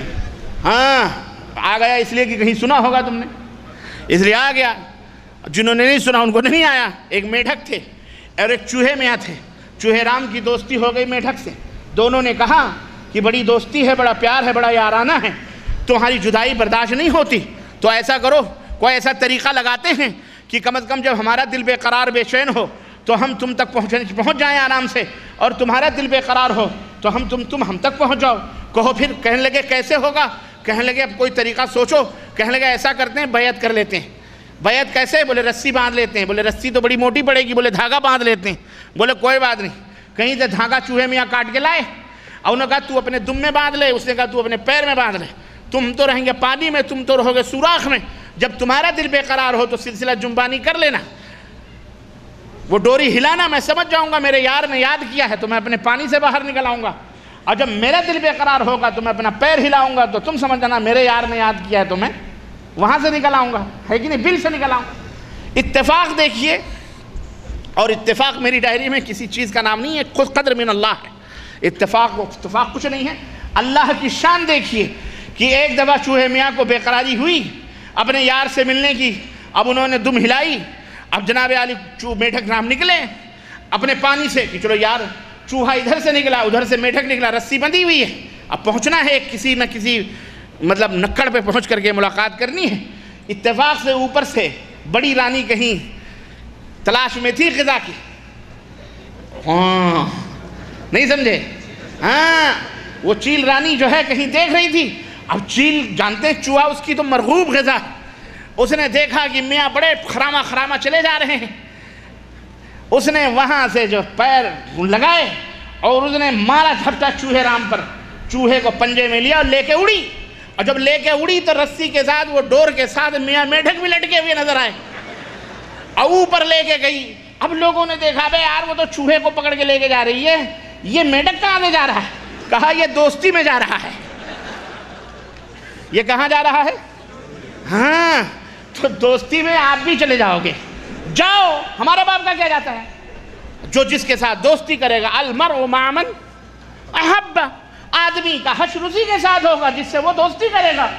ارے ہمیں ہمارے نبی مبارک ہوں، اور تمہیں یہ اکھنڈتا اور تمہیں یہ تمام سب چیزیں مبارک ہوں ملغوبے، ہم کو اس کی ضرورت، ہمیں حضرت محمد الرسول اللہ صلی اللہ علیہ وسلم کی صحبت، اصحاب کی صحبت، محدثین کی صحبت، یہ علماء اہل السنہ والجماعہ، یہ پرنور مبارک چہروں کی صحبتیں، آپ جیسے حسین اور خوبصورت اور مومنین الصادقین کی صحبت، جس کے بارے میں اللہ نے فرمایا یا ایھا الذین آمنوا اتقوا اللہ وکونوا مع الصادقین، اے ایمان والو اللہ سے ڈرو اور صادقین کی صحبت میں بیٹھو، صادقین کی صحبت میں بیٹھو، ایمان کے سچے، عقیدے کے سچے، عمل کے سچے، جناب علی زبان کے سچے، الحمدللہ اپنے دین کے اندر سچے اور پکے، اس دین کے اندر ہم ہیں جسے دین اہل السنہ والجماعہ یا دین اہل الحدیث کہا جاتا ہے، جو اسلام کی صحیح تعبیر ہے۔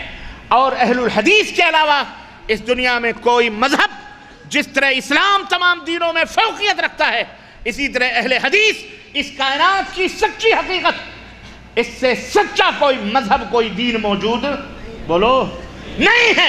ایک دفعہ نہیں، 1000 دفعہ ڈنکے کی چوٹ پر کہہ سکتے ہیں کہ اگر دین صحیح اصلی شکل و صورت میں موجود ہے تو وہ دین ہے جو امام اہل السنہ والجماعہ امام احمد بن حنبل رحمۃ اللہ علیہ کا، وہ دین ہے جو امام اہل السنہ والجماعہ امام ابو حنیفہ رحمۃ اللہ علیہ کا، وہ دین ہے جو امام شافعی رحمۃ اللہ علیہ کا، وہ دین ہے جو امام دار الہجرہ امام مالک رحمۃ اللہ علیہ کا دین، تابعین کا دین، صحابہ کا دین، جس دین کے اوپر ہم موجود ہیں الحمدللہ۔ آؤ ہم دنیا کے سامنے صرف چیلنج ہی نہیں کرتے، درخواست کرتے ہیں، ریکویسٹ کرتے ہیں، اور لوگوں کے کانوں اور سماعتوں کو ہم زحمت دیتے ہیں کہ یا لوگوں کوئی ایک مسئلہ ایمان کا، کوئی ایک مسئلہ عقیدے کا، کوئی ایک مسئلہ عمل کا قرآن اور سنت کے خلاف بتلا دو، رب کعبہ کی قسم ہے سورج بعد میں ڈوبے گا، توبہ پہلے کرنے کے لیے تیار ہے انشاءاللہ تبارک۔ آؤ، ہم کچی گولیاں کھیلنے والے لوگ نہیں ہیں، ہاں قرآن و سنت ہمارا دستور ہے، منشور ہے، ہم ائمہ رحمہ اللہ کے گستاخ نہیں، گستاخ تم ہو، اولیاء کرام کے گستاخ ہم نہیں، تم، ہماری گستاخیاں تم کرتے ہو، اسی لیے اللہ کا عذاب تمہارے اوپر آ رہا ہے، ہمیں گالیاں دیتے ہو اسی لیے اللہ کا عذاب آ رہا ہے، کیونکہ اہل الحدیث کا بچہ اللہ کا ولی ہوتا ہے، بولو اللہ کا ولی ہوتا ہے، وہ اولیاء الرحمن میں اس کا شمار ہوتا ہے، وہ شیطان کا ولی مشرک ہوتا ہے، شیطان کا ولی شیطان پرست ہوتا ہے، شیطان کا ولی اور دوست وہ ہوتا ہے جو شیطان کے کہنے پر اللہ کے علاوہ کہیں اور بھی اپنے سروں کو ٹیکتا اور جھکاتا ہے، اللہ کے علاوہ کہیں اور بھی جھولیاں پھیلاتا ہے، اللہ کے علاوہ کسی اور کو بھی مشکل کشا اور حاجت روا سمجھتا ہے، اللہ کے علاوہ کسی اور کو بھی اپنا جو ہے کیا کہتے ہیں فریاد رس اور اپنا بیٹا اور بیٹی دینے والا سمجھتا ہے۔ اہل حدیث کا بچہ ہو یا اہل حدیث کی ماں اور بہن بیٹی ہو، وہ کبھی اللہ کے سوا کسی اور کو مشکل کشا حاجت روا سمجھ سکتی ہرگز نہیں، اور نہ ہی امام اعظم حکیم الامت حضرت محمد الرسول اللہ صلی اللہ علیہ وسلم کے سوا کسی کو ہم اپنا رہبر سمجھتے ہیں، رہنما سمجھتے ہیں۔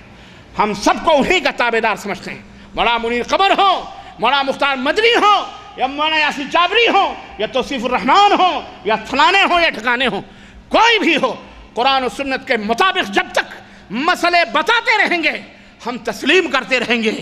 جہاں قرآن و سنت کے خلاف ہوں گے ہم ان کی بات انہی کے اوپر لوٹا دیں، ہم ہرگز تسلیم نہیں کریں گے۔ اس لیے میرے عزیزوں یہ بات اچھی طرح سے آپ کے ہمارے دماغوں میں آ جانی چاہیے کہ عمل وہ سچا اور پکا ہوگا، صالح ہوگا، جو حضرت محمد الرسول اللہ صلی اللہ علیہ وسلم کی سنت کے مطابق ہوگا۔ کم ہو چلے گا، زیادہ مطلوب بولو ہاں، یہ نہیں کہ 20 ہی ہو، نہیں، 8 اللہ کے نبی نے پڑھے، 50 وقت کی بھی اللہ کے نبی نے، اللہ تعالیٰ نے کہا میرے نبی لے جاؤ 5 وقت کی لے جاؤ، 50 وقت نہیں ادا کر پائیں گے نا، 50 لوگ اسی میں پھنسے ہوئے، 20 پڑھنے میں زیادہ ثواب ملتا ہے۔ اللہ کے بندو 50 پڑھتے تو اور زیادہ ثواب ملتا ہے، لیکن اللہ نے کیا کہا؟ وہ 50 کا ثواب میں نے 5 ہی میں رکھ دیا ہے۔ اللہ 50 کا ثواب کس میں رکھ دیا؟ ہزارہ ہے نا۔ اللہ ہم سب کو توفیق عطا فرمائے، بولو آمین۔ مینا میں جاؤ گے، حرم شریف بغلی میں 8-9 کلومیٹر ہے، آتے 4 رکعت پڑھ لو، لیکن تم مینا میں گئے ہو، وہاں حکم ہو رہا ہے اے حاجیو مینا میں آئے ہو، مکہ چھوڑ کر کے آئے ہو، یہاں تمہیں کتنی رکعت ظہر کی پڑھنی ہے؟ 2 رکعت پڑھنی ہے۔ اے اللہ 2 رکعت، حرم میں 4 رکعت پڑھیں گے، 8 کلومیٹر کا تو فاصلہ ہے، آدھا گھنٹے میں ہم پہنچ جائیں گے، 5 منٹ میں پہنچ جائیں گے، ٹیکسی پکڑ لیں گے۔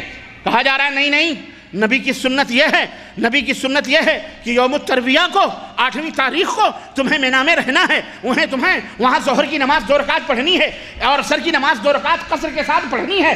ارے تم نبی کی سنت پر عمل کرو گے، اس 2 رکعت کو 2 رکعت نہیں بلکہ ہم 4 رکعت کے برابر اجر دیں گے۔ اور یہی نہیں، تم حرم میں جاؤ گے تو تمہیں 1 لاکھ کا، ارے مینا میں بیٹھے بیٹھے 2 رکعت پڑھ کر 1 لاکھ کا ثواب ہم تمہیں نبی کی تعلیم پر عمل کرنے کی وجہ سے دیں گے۔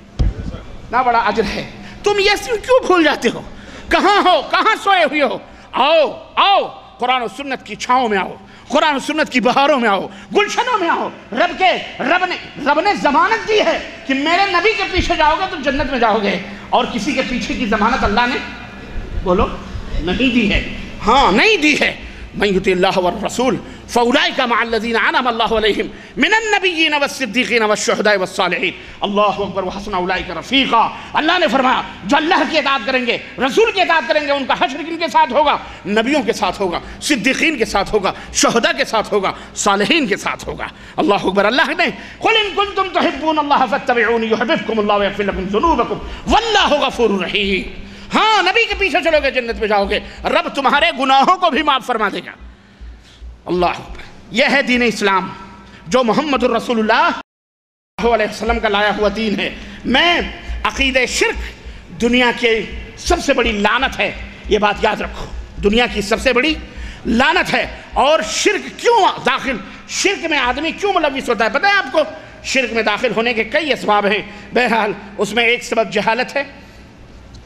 جہالت، لا علمی، نہیں جانتا بندہ اللہ کے حقوق کیا ہیں، اللہ کے ساتھ کیسا سلوک کرنا چاہیے، اللہ کی قدر و قیمت کیا ہے، اللہ کا رتبہ اور مقام کیا ہے۔ اللہ کے رتبہ و مقام کو نہ جاننے کی وجہ سے لوگ شعبدے باز اور چال بازوں کے چکروں میں پھنسے ہوئے ہیں۔ اگر اللہ کی قدر و قیمت جانیں، اللہ کی حقیقت کو پہچانیں، تب ان کی سمجھ میں آئے کہ ہمیں اللہ کے ساتھ کسی کو شریک نہیں ٹھہرانا چاہیے۔ یہاں تو ہر حرکت کرنے والی چیز میں برکت ڈھونڈنا شروع کر دیتے ہیں، جہاں بھی کوئی چیز دیکھی وہیں سجدہ ریز ہو گئے، اور اس وجہ سے یہ ایک سبب تو یہ شرک باللہ ہے۔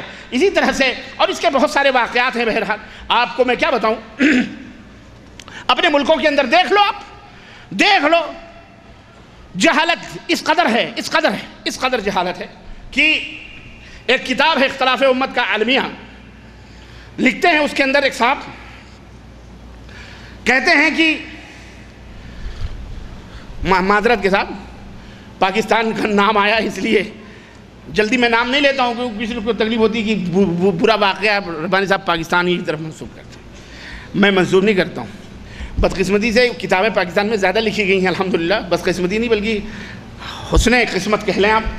گجرانوالہ میں میں گیا نہیں ہوں کبھی، گجرانوالہ میں ایک گاؤں ہے کوٹلی، شیخ جانتے ہوں گے،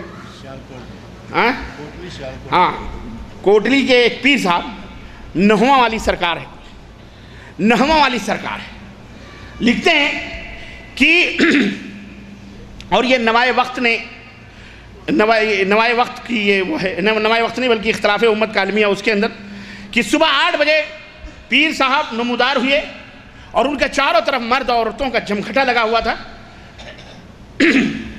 اور جب وہ چلنے لگے تو سب ان کے پیچھے پیچھے چلنے لگے، اور سارے ہاتھ باندھے ہوئے، کوئی کھڑا ہوا تھا، کوئی سر جھکائے ہوئے کھڑا ہوا تھا، کوئی ان کے پاؤں پکڑ رہا تھا، کوئی جسم چوم رہا تھا، کوئی کچھ، پیچھے پیچھے ہاتھ باندھے چل رہے تھے، جبکہ پیر صاحب جو تھے ننگا جھڑنگا ایک ڈھیلی سی لنگوٹ پہنے ہوئے آگے آگے جا رہا تھا، عورتیں مرد سب ہیں۔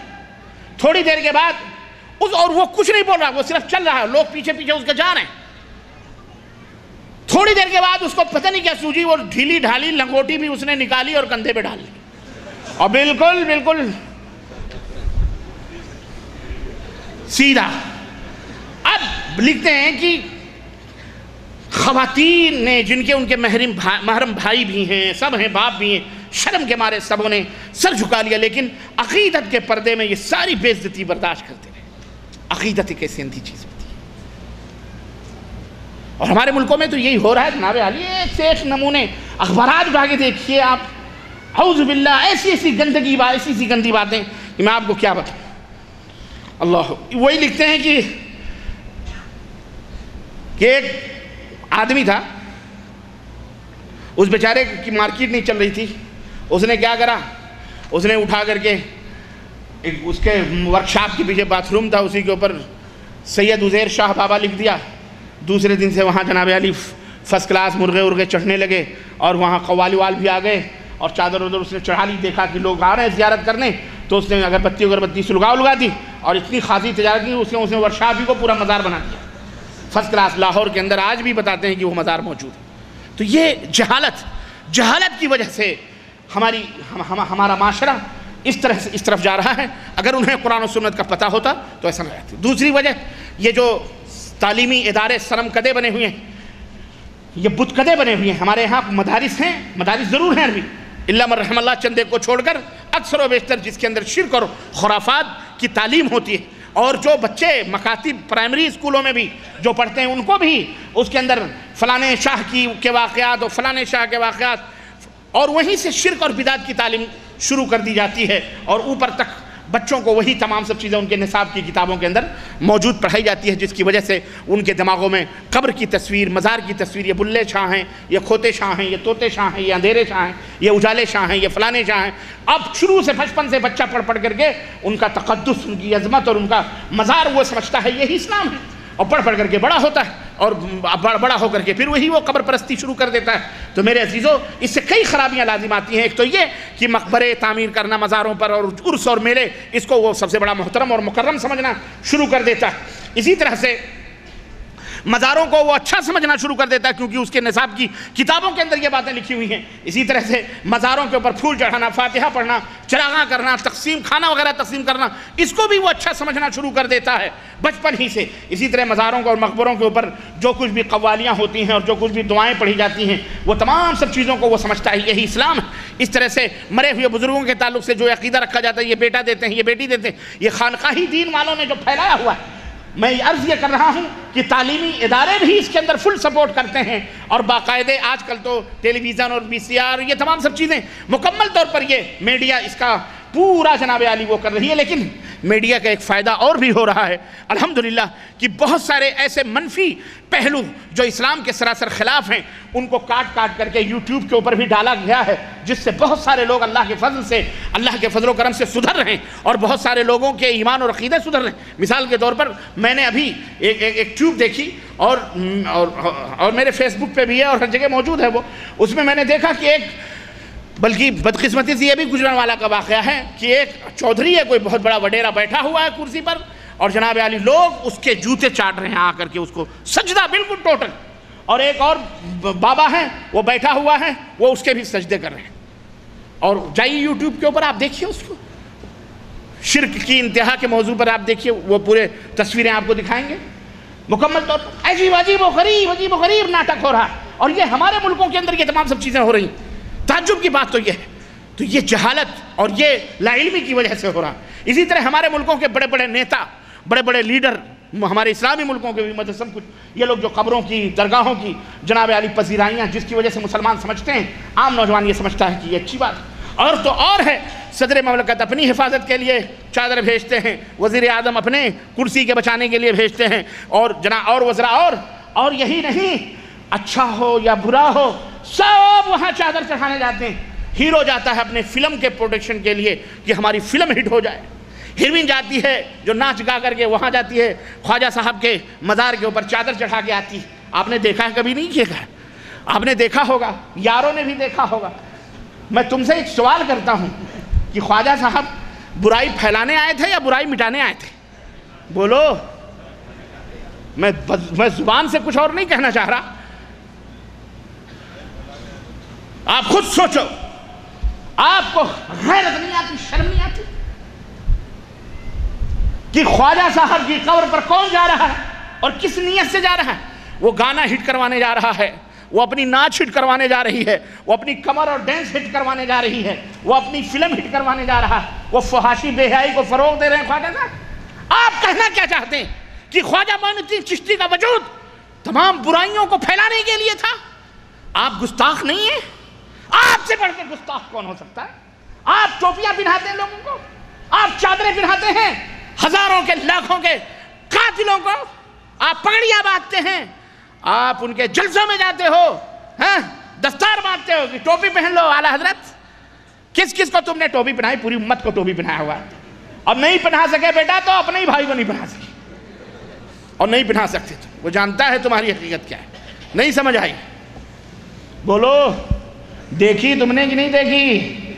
ٹوپی پہناتے بھی، پہنی ٹوپی اس نے؟ سکھایا ہم کو مولوی ٹوپی پہنانے آیا. بھائی ہم نے تم کو پڑھا پیٹ پاٹ کے اپاس رکھ کر کے ٹوپی پہنا کے اب ہیرو بن رہے ہیں، تم ہم کو ٹوپی پہنایا ہے. یہ دیکھو، یہ مسلمان ہیں جنہیں دیکھ کے شرمائے یہود.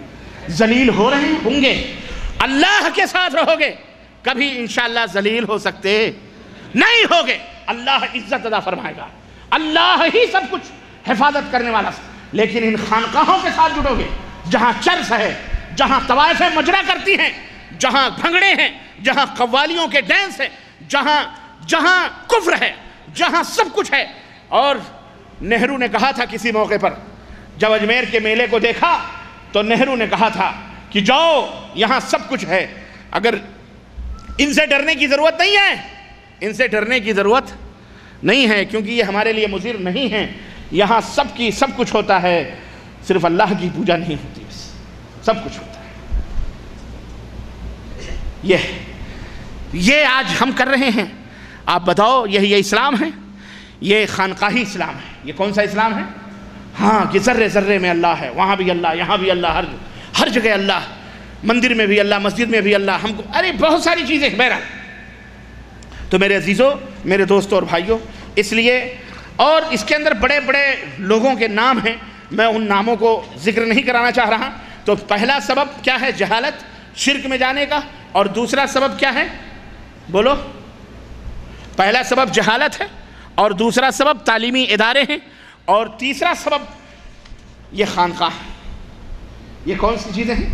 یہ خانقاہیں ہیں جو صوفیوں نے بنا بنا کر کے اسلام کے نام پر جناب علی مزاروں کے ارد گرد بنائے ہیں، جس کے اندر موٹے موٹے مرید بیٹھے ہیں، مسنڈے بیٹھے ہیں، تعویذ گنڈے چل رہے ہیں، پلیتے چل رہے ہیں. ایک طرف تربیت کے حق خو لگائے جا رہے ہیں، نعرے لگائے جا رہے ہیں. اور جناب علی جہاں پر یہ تعلیم دی جاتی ہے کہ سب کچھ اللہ ہی اللہ ہے، بہرحال جہاں قبروں کے اوپر قبے، تزئین اور آرائش اور پھول اور چادر انہیں غسل دینا اور وہاں مجاوری کرنا، ان پر نظر و نیاز چڑھانا، وہاں شیرنی کھانا پکانا، وہاں جانور ذبح کرنا، وہاں رکوع اور سجدے کرنا، ہاتھ باندھ کر ادب سے کھڑا رہنا، ان باباؤں سے مرادیں مانگنا، ان کے نام کی چوٹی رکھنا، ان کے نام کے دھاگے ہاتھوں میں باندھنا۔ آج کل مسلمان بھی دھاگے بہت باندھتا ہے، مسلمان مرد ہو یا عورتیں، دیکھا ہے آپ نے کہ نہیں دیکھا ہے؟ ہاں، یہ سب یہی اتحاد کی باتیں ہیں۔ ہاں، ان کے نام کی دہائی دینا، تکلیف اور مصیبت میں انہیں پکارنا، یا غوث یا عالمدد یا خواجہ یا فلاں کے نعرے لگانا، مزاروں کا طواف کرنا، طواف کے بعد قربانی کرنا اور سر کے بال موڑنا، سزا، اور اسی طرح سے مزار کی دیواروں کو چومنا، وہاں کے دیواروں کو اپنے چھاتیوں کے اوپر ملنا، خاک و خاک شفا سمجھنا، ننگے قدم مزار تک پیدل جانا، اور یہی نہیں بلکہ پیٹ اور سینے کے بل بھی لوگ گھسٹتے ہوئے مزار کی زیارت کرنے کے لیے جاتے ہیں، 80 کلومیٹر، 90 کلومیٹر۔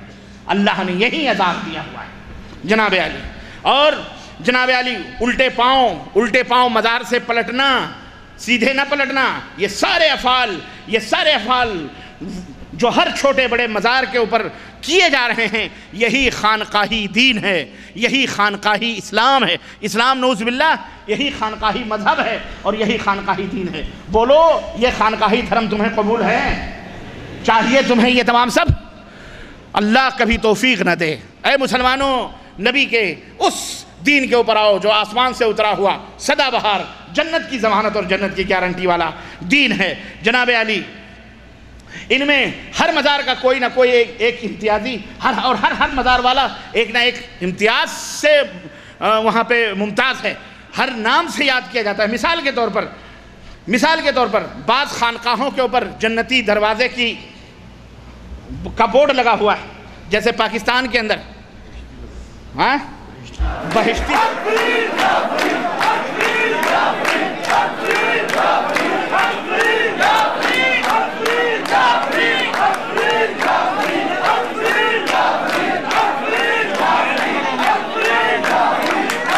بہشتی دروازہ، اور اجمیر شریف کے اندر جنتی دروازہ، میں تو خود گیا ہوں، کم از کم 4-5 دفعہ ادھر سے ادھر آیا ہوں۔ ہاں بچپن تھا، کودتے تھے ہم، جاتے تھے، آتے تھے، کچھ بہشتی دروازہ ہے، اور زمانے میں اتنا ٹھنڈا تھا جناب علی، تو ہم سمجھتے تھے یہ جنت کی کھڑکی کھلی ہوئی ہے۔ اے سی گاؤں والے دیہات والے کیا جانے اے سی کی پیسی کیا ہوتی ہے، اس زمانے میں بھی اے سی کیا تھا۔ اب وہ کولر لگا کے ٹھنڈا ونڈا کیا ہوا تھا انہوں نے، ادھر سے گرمی سے مرتے ہوئے جاتے، وہ بھی راجستھان کی گرمی، ہاں، اور آزو بازو سندھیوں کے مکانات، بدبو، آج بھی بدبو۔ اللہ کبھی توفیق نہ دے جانے کی۔ ہمارے استاذ تھے، مر گئے، وہ کہتے تھے اجمیر کی گلیوں میں تو گو بہتا ہے، شعر بنایا تھا انہوں نے۔ ہم نے کہا شیخ بہت اچھا شعر ہے یہ، تو عقیدت مندی میں انہوں نے ایسے شعر، حق باتیں آ جاتی ہیں کبھی زبانوں کے اوپر، بھیا حق باتیں اللہ کہلوا دیتا ہے۔ آج بھی وہی سنڈاس، وہی بدبو چاروں طرف گلیوں میں پھیلی۔ تو قرض کرنے کا مطلب یہ ہے کہ جنتی دروازے بنے ہوئے وہاں تعمیر کیے جاتے ہیں، جہاں گدی نشین ہوتے ہیں، سجادہ نشین ہوتے ہیں، وہاں نذرانے وصول کیے جاتے ہیں، جنت کی ٹکٹیں تقسیم کی جاتی ہیں، اور یہی نہیں، عمراء، وزراء، اراکین اور اسمبلی اور پارلیمنٹوں کے اندر اور فوج کے سربراہ، عہدیدار وہاں پر سر کے بل پہنچتے ہیں۔ یہ کرکٹ ٹیمیں ہاریں تو بھی وہاں، جیتیں تو بھی، اور نکلیں تو بھی وہاں، جائیں تو بھی وہاں، بغیر وہاں سجدہ کیے ہوئے نہیں واپس آتی ہیں۔ اور جناب علی، اور دولت دنیا کے عوض جنت خریدتے ہیں۔ اور بعض ایسی خانقاہیں بھی ہمارے ملکوں کے اندر موجود ہیں جہاں باقاعدہ مناسک حج ادا کیے جاتے ہیں۔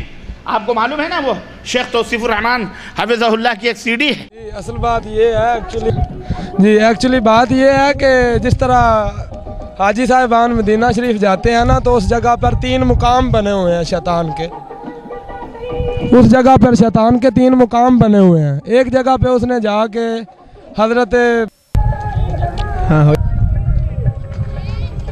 یہ کلندر بابا کا عرس مبارک ہے، اور اس میں دنیا بڑی دور دور سے آتی ہے۔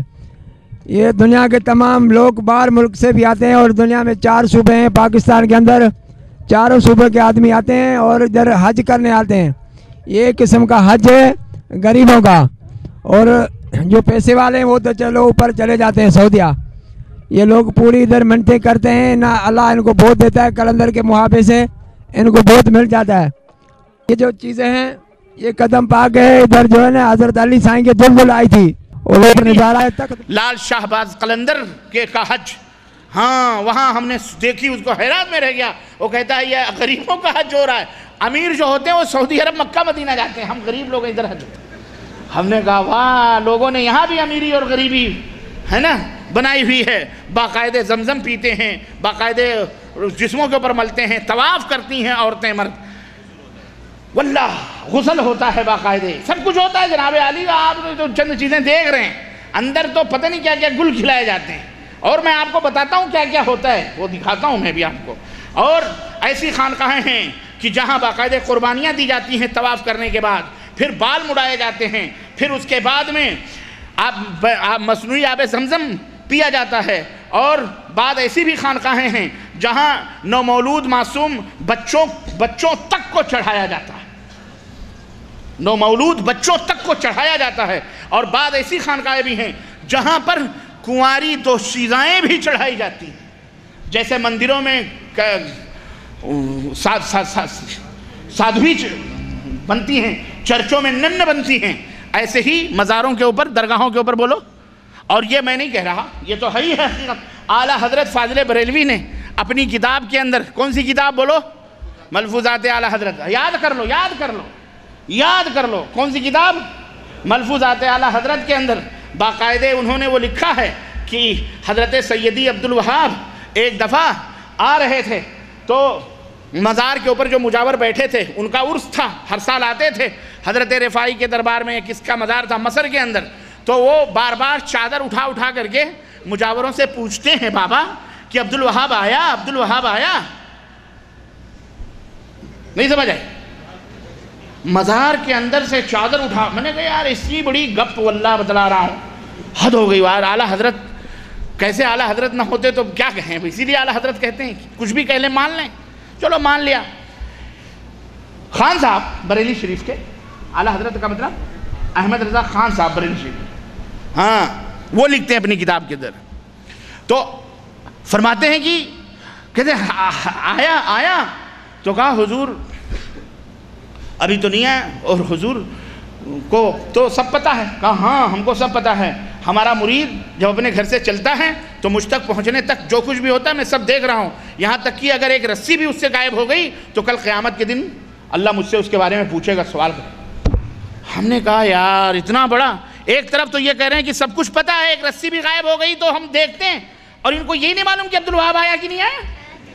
मैं मुजावरों से पूछ रहा हूँ, या तो वो बात गलत, या तो ये बात गलत, झूठ सही है तो ये झूठ से, अजीब बात है। अलमुहिम अब्दुल वहाब साहब आ गए। असल में हुआ क्या था, कहने लगे कि जब वहाँ पहुँचे तो कहने लगे अब्दुल वहाब पहुँच गए, थोड़ी देर के बाद में कहते हैं अब्दुल वहाब वो लड़की तुमको पसंद है।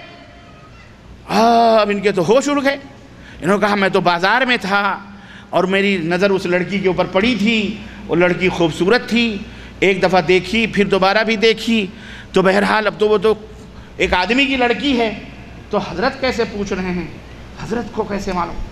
कहा कि वो लड़की तुमको पसंद है। कहा हुजूर आपको कैसे मालूम। कहा हाँ हमको सब मालूम रहता है, हमको सब पता होता है। तो कहा हुजूर वो लड़की तो ताजिर की है। कहा तुमको पसंद है, जाओ वो लड़की मैंने तुमको हिबा कर दी, ना दान कर दी, हिबा कर दी मतलब दान कर दी। अब सैयदी अब्दुल वहाब सोचने लगे कि लड़की तो कनीज तो उसकी है, ताजिर की है, और माल किसी का, फातिहा किसी के नाम का, और दान हजरत कर रहे हैं, ये कैसा हो सकता है। भाई लड़की तो कहाँ बाजार में है, वो कहाँ यहाँ आएगी, वो ताजिर की है, तिजारत करने वाले की, ये हजरत दान कर रही है, कैसे हो सकता है। लेकिन बहरहाल अभी सर झुकाए बैठे थे कि इतने में वो ताजिर आया, और वो ताजिर आया और उसने वो लड़की मज़ार की नज़र कर दी। वो लड़की किसके नज़र कर दी, मज़ार की नज़र कर। इतने में आला हजरत फरमाते हैं, इशारा हुआ कि अब्दुल वहाब अब देर काहे की है, लेके जाओ हुजरे में अपनी ज़रूरत को पूरी करो। अस्तग़फिरुल्लाह, अस्तग़फिरुल्लाह। अल्लामा साहब, अल्लामा एहसान इलाही ज़हीर रहमतुल्लाह अलैह की किताब है अल-बरेलवियत, उसके अंदर हाशिये में उन्होंने लिखा है कि लगता है ये मज़ारों के चारों तरफ जो हुजरे बनाए जाते हैं, इन्हीं सब کاری کرموں کے لیے بنائے جاتے ہیں، انہی سب کارگزاریوں کے لیے بنائے جاتے ہیں، سمجھ رہے ہیں؟ یہ باتیں وہ تلخ حقیقت ہیں۔ تو مزاروں پر جس طرح مندروں پر چرچوں میں ان کا دھرم ہے، وہ کر رہے ہیں ان کی مرضی، لیکن کیا یہ اسلام میں بھی ہے کہ مزاروں کے نام لڑکیوں کو ہیبا کیا جائے؟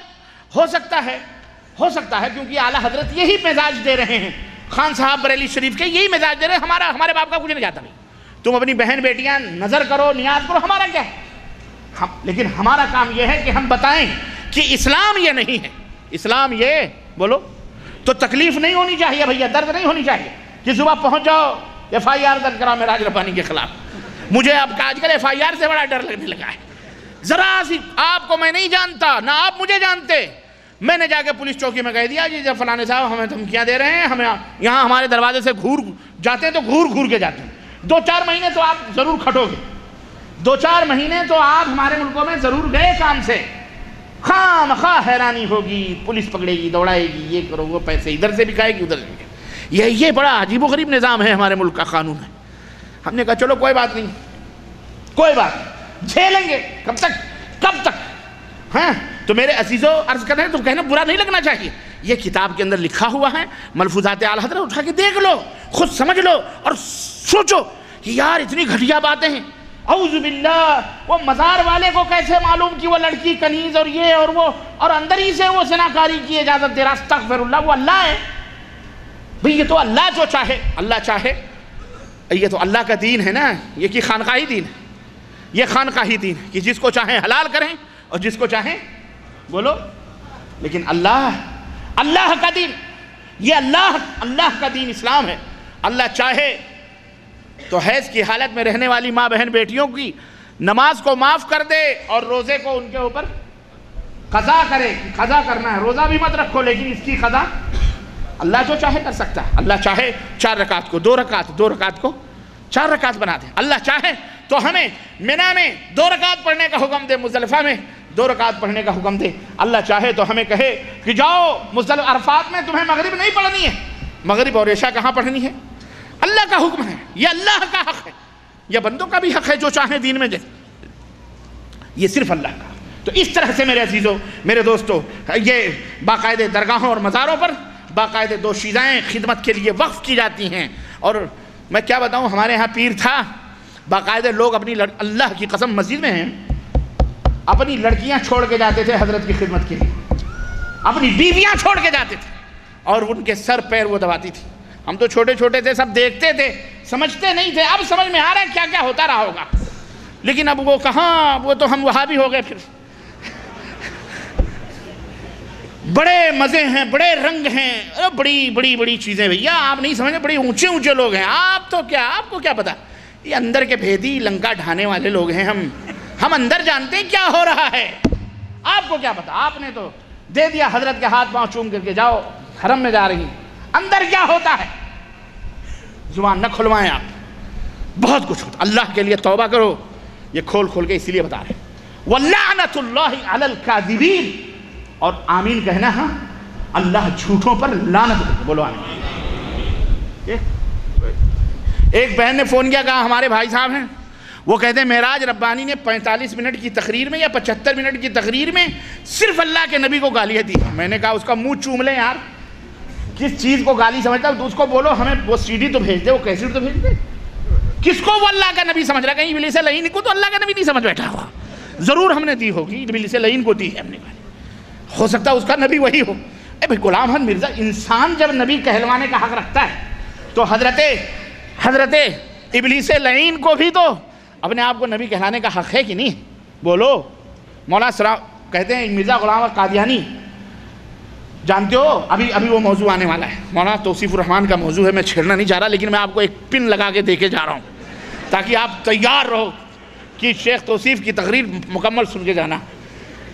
یہ بات وہ نہیں بتائیں گے کیونکہ شاید ان کے علم میں نہ ہو، یا ہو سکتا ہے وہ بیچارے ان کا کوئی اور ٹاپک وہی ہے۔ مولانا ثناء اللہ امرتسری رحمۃ اللہ علیہ سے بڑا پنگا ہوتا تھا ان کا، شیر پنجاب تھے وہ۔ خیر ایک دفعہ لوگوں نے، نوجوانوں نے جلسہ کیا، صدارت مرزا غلام احمد قادیانی کی کری، کہ یہ صدر رہیں گے۔ صدارت میں بیٹھا ہوا تھا، اچانک پردہ گرا، ڈرامہ کھیلا گیا، پردہ گرا اور تھوڑی دیر کے بعد پردہ اٹھا تو دیکھا ایک بڑا ہی خوبصورت سا بڈھا بیٹھا ہوا اور ہاتھ میں ڈنڈا لیے ہوئے اور اس کے سامنے ٹیبل ایسا بچھا ہوا اور اس کے اوپر رجسٹر رکھا ہوا اور ایک بندہ لگا ہوا ورقے پلٹ رہا ہے پڑھ رہا ہے اور آرڈر ہو رہا ہے کہ جبریل دیکھو ہم نے اس میں غلام احمد قادیانی کو کب نبی بنا کر کے بھیجا ہے۔ اب جبریل اس کو پلٹ رہے ہیں پسینے سے شرابور، غلام احمد قادیانی کا نام کہیں مل ہی نہیں رہا ہے اور غلام احمد قادیانی کی صدارت میں جلسہ ہو رہا ہے، وہ جو صدر بیٹھے ہوئے جیسے مولانا مختار بیٹھے ہوئے ہیں نا ایسے وہ بھی بیٹھا ہوا اور اس کے سامنے یہ ڈرامہ ہو رہا ہے۔ تھوڑی دیر کے بعد میں پیچھے سے ایک نہایت ہی بزرگ قسم کا آدمی ہاتھ میں ڈنڈا لیے ہوئے اور ایک بغل میں رجسٹر دبائے ہوئے آیا، پردہ پیچھے سے آیا، کہا السلام علیکم، جو ملا وعلیکم السلام، کون ہو بھائی؟ کہا اللہ تعالیٰ نے پوچھا کون ہو؟ کہا آپ کے دربار کا نکالا ہوا ابلیس لعین مردود ہوں۔ کہا یہاں تمہاری کیا ضرورت ہے؟ کہا ہم نے سنا ہے کہ آپ یہ دیکھ رہے ہیں کہ جبریل امین پریشان یہ ہیں کہ آپ نے حکم دیا ہے کہ آپ کے رجسٹر میں دیکھیں کہ غلام احمد قادیانی کو نبی کب ہم نے بنایا، تو حاضر یہ ہوا ہوں کہنے کے لیے کہ میرا بھی کچھ حق بنتا ہے، آپ کے رجسٹر میں اس کا نام نہیں ملے گا، میرے رجسٹر میں اس کو میں نے نبی بنا کر بھیجا۔ غلام احمد قادیانی پیچھے سے بھاگا، اسٹیج چھوڑ کے بھاگا۔ ایسے خبیثوں کا ایسے ہی جواب ہوتا ہے۔ تو جب غلام احمد قادیانی کو لوگ نبی مان کر، مسیح موعود مان کر اس کو آج رسول 24 گھنٹے چینل کے اوپر، اور ہم کو تم کو غیرت آنی چاہیے، واللہ بتلا رہا ہوں ہم اہل سنت والجماعت ہیں، ہمیں شرم آنی چاہیے۔ جا کے دیکھو 24 گھنٹے چینل پر گانا نہیں، بجانا نہیں، ٹپکلی نہیں، ڈینس نہیں، سعودیوں والے لباس پہن کر 24 گھنٹے عربی کے اندر، بنگلہ کے اندر، اردو کے اندر، فارسی کے اندر 24 گھنٹے صرف قرآن اور سیرت اور تفسیر اور اسی کا تذکرہ ہو رہا ہے، غلام احمد قادیانی کا تذکرہ۔ 24 گھنٹے جب بھی چینل کھول رہے ہیں، کیا سمجھ رہے ہیں آپ کیا کام کر رہے ہیں؟ یورپ میں بیٹھ کر ہم اور آپ کیا کر رہے ہیں؟ 10 روپے کا چندہ کریں اگر کہ چلو کیمرہ لینا ہے تو کسی کی جیب سے 10 ریال بھی نہیں نکلیں گے۔ پھر دیکھو یہ ہوتا ہے، یہ ہوتی ہے فکر، وہ فکر کرتے ہیں۔ اس لیے میرے عزیزوں، میرے دوستوں اور بھائیوں، تو ابلیس لعین جو ہے وہ اپنے بندے کھڑا کرتا ہے، بناتا ہے اس طرح سے، اور لوگ کرتے ہیں اس طرح سے۔ بہرحال تو یہ بعض خانقاہوں کے اندر میں عرض یہ کر رہا تھا کہ باقاعدہ خواتین کو سپلائی کیا جاتا ہے، تو سپلائی کرنے کے بعد وہاں پہ، اور ایک جگہ میں آپ کو بتاؤں رپورٹ ہے یہ، اور یہ رپورٹ بھی معذرت کے ساتھ پاکستان ہی کی رپورٹ ہے نا، باقاعدہ نوراتہ منایا جاتا ہے۔ نوراتہ جانتے ہیں کس کو کہتے ہیں؟ ہاں، جن عورتوں کے بچے نہیں ہوتے، اولاد نہیں ہوتی، ان کو باقاعدہ ایسی خانقاہوں میں ان اولاد سے محروم خواتین کو بھیجا جاتا ہے، وہ رات وہاں بسر کرتی ہیں، مجاوروں کی خدمت کرتی ہیں، اور پھر اپنی گود ہری ہری کر کے لاتی ہیں، کیونکہ بابا انہیں اولاد سے نوازتے ہیں۔ بابا نوازتے ہیں یا کون نوازتا ہے یہ آپ بہتر جانتے ہیں۔ جو خود بے اولاد مر گیا وہ قبر سے اولاد عطا کرے گا۔ خیر، اور وہاں بیٹھ کر کے خانقاہوں میں باقاعدہ گانجا، ہیروئن جیسی منشیات کاروباری مراکز بنتی ہیں، اور خانقاہوں میں فحاشی، بدکاری اور ہوس پرستی، یہ تمام قسم کی چیزیں عام ہیں، اور بعض خانقاہیں تو باقاعدہ مجرموں اور قاتلوں کی پناہ گاہ بھی بنی ہوئی ہیں، اور وہاں یہ تمام سب چیز ہوتی ہے، اور گدی نشیر و مجاور کے حجروں میں یہ تمام سب چیزیں جنم لیتی ہیں اور وہاں پیدا ہوتی ہیں اور وہاں رہتی ہیں۔ بہرحال میرے عزیزوں، میرے دوستوں اور بھائیوں، سالانہ عرس ہوتے ہیں، عورت و مرد کا اختلاط ہوتا ہے، اور زناکاریاں، بدکاریاں عام ہوتی ہیں، قوالیاں ہوتی ہیں، ڈھول اور ڈھمکے ہوتے ہیں کہ نہیں ہوتے بولو؟ ہاں، اور باقاعدہ جناب علی ملنگ اور ملنگیاں دھمالے ڈالتی ہیں، اب بال نچا کر کے دیکھا آپ نے کبھی؟ اپنے سب جانتے ہو، ہم سے زیادہ آپ کو پتا ہے، لیکن یہاں بالکل بگلا بھگت بنے بیٹھے ہوئے ہو، یہ سب راز فاش ہو رہے ہیں نا، سب پول کھل رہے ہیں یار، یہ سب تو ہوتا ہے، یہ سب آپ اسلام سمجھ رہے ہو؟ یہ اسلام نہیں، یہ کفر سے بھی بدتر کفر ہے، واللہ بتلا رہا ہوں، یہ کفر سے بھی بدتر کفر ہے۔ اللہ سے توبہ کرو، اللہ سے ڈرو، اور اسلام کی جو تعلیمات ہیں ان کے اوپر عمل کرو۔ میرے عزیزوں، زیادہ میں ٹائم نہیں لوں گا، جب تم اسلام کے اوپر عمل کرو گے تو تم جنت میں جاؤ گے، اور جو اسلام حضرت محمد رسول اللہ کا ہے اس کے اوپر عمل کرو گے تو اللہ کے یہاں پسندیدہ بندے بنو گے۔ لیکن وہ جو خانقاہی دھرم ہے، خانقاہی دین ہے، جس کے اندر حلول ہے، اب بہت تفصیلات ہیں ان کے لیے، اور ان تفصیلات کو سمجھنے کے لیے صوفی ازم اور اسلام، صوفی اور برہمن، صوفی اور شیطان، یہ تمام سب سیڈیاں موجود ہیں صوفیوں کا دین۔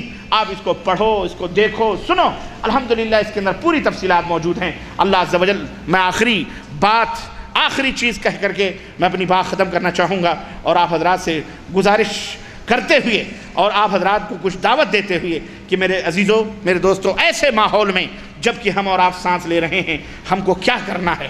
آئیے، ہم پہلے وعدہ کر چکے ہیں کہ تمام شر و فساد کی اصل اور بنیاد کیا ہے؟ اللہ رب العزت کے ساتھ شرک کرنا ہے، شرک باللہ ہے، اور یہ تیزی کے ساتھ ہمارے معاشرے میں سرایت کر رہا ہے، اور اس تیزی سے پوری قوم ہلاکت و بربادی کے دہانے پہ کھڑی ہوئی ہے، بلکہ ہلاکت و برباد ہوتی جا رہی۔ ایسی صورت میں حال کا تقاضا یہ ہے کہ عقیدہ توحید کا شعور اور علم حاصل کیا جائے، اور اس کا علم حاصل کرنے والے لوگ انفرادی اور اجتماعی طور پر ہر سطح پر شرک کے خلاف جہاد کا مرکز قائم کریں۔ جہاد کا مرکز وہ تلوار والا، بم والا جہاد نہیں۔ ہاں، میں اس لیے وضاحت کرتا ہوں کہ ہمارے ملکوں میں لفظ جہاد بھی بول دو نا، دیکھو جہاد کی تعلیم دے رہا ہے۔ پرشاسن آرام سے سمجھ لائے، ہمارے غیر مسلم لوگ بھی سمجھ جائیں، شیعہ ہے، سنی ہے،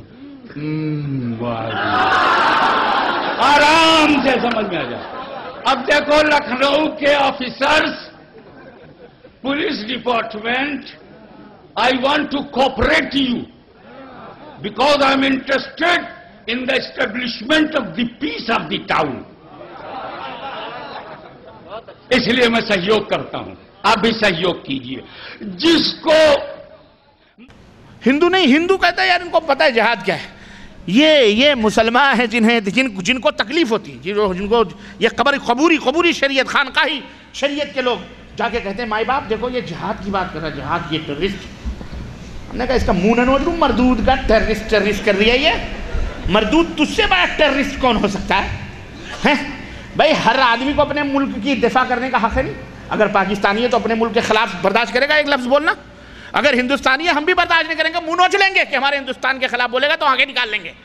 سعودی ہے تو سعودی اپنے ملک کے خلاف، حقیقی کو اپنے ملک سے محبت، اور یہ کہہ رہا ہے ٹیررسٹ، اس کو یہ خود ٹیررسٹ، اللہ کی توحید کی چادر کو تار تار کرنے والا ٹیررسٹ، یہ قبوری بدعتی مجرم، یہ ٹیررسٹ ہے، یہ دہشت گرد ہے، اور الٹا چور کوتوال کو ڈانٹے۔ اللہ تعالیٰ اسے ہدایت عطا فرمائے، بولو آمین۔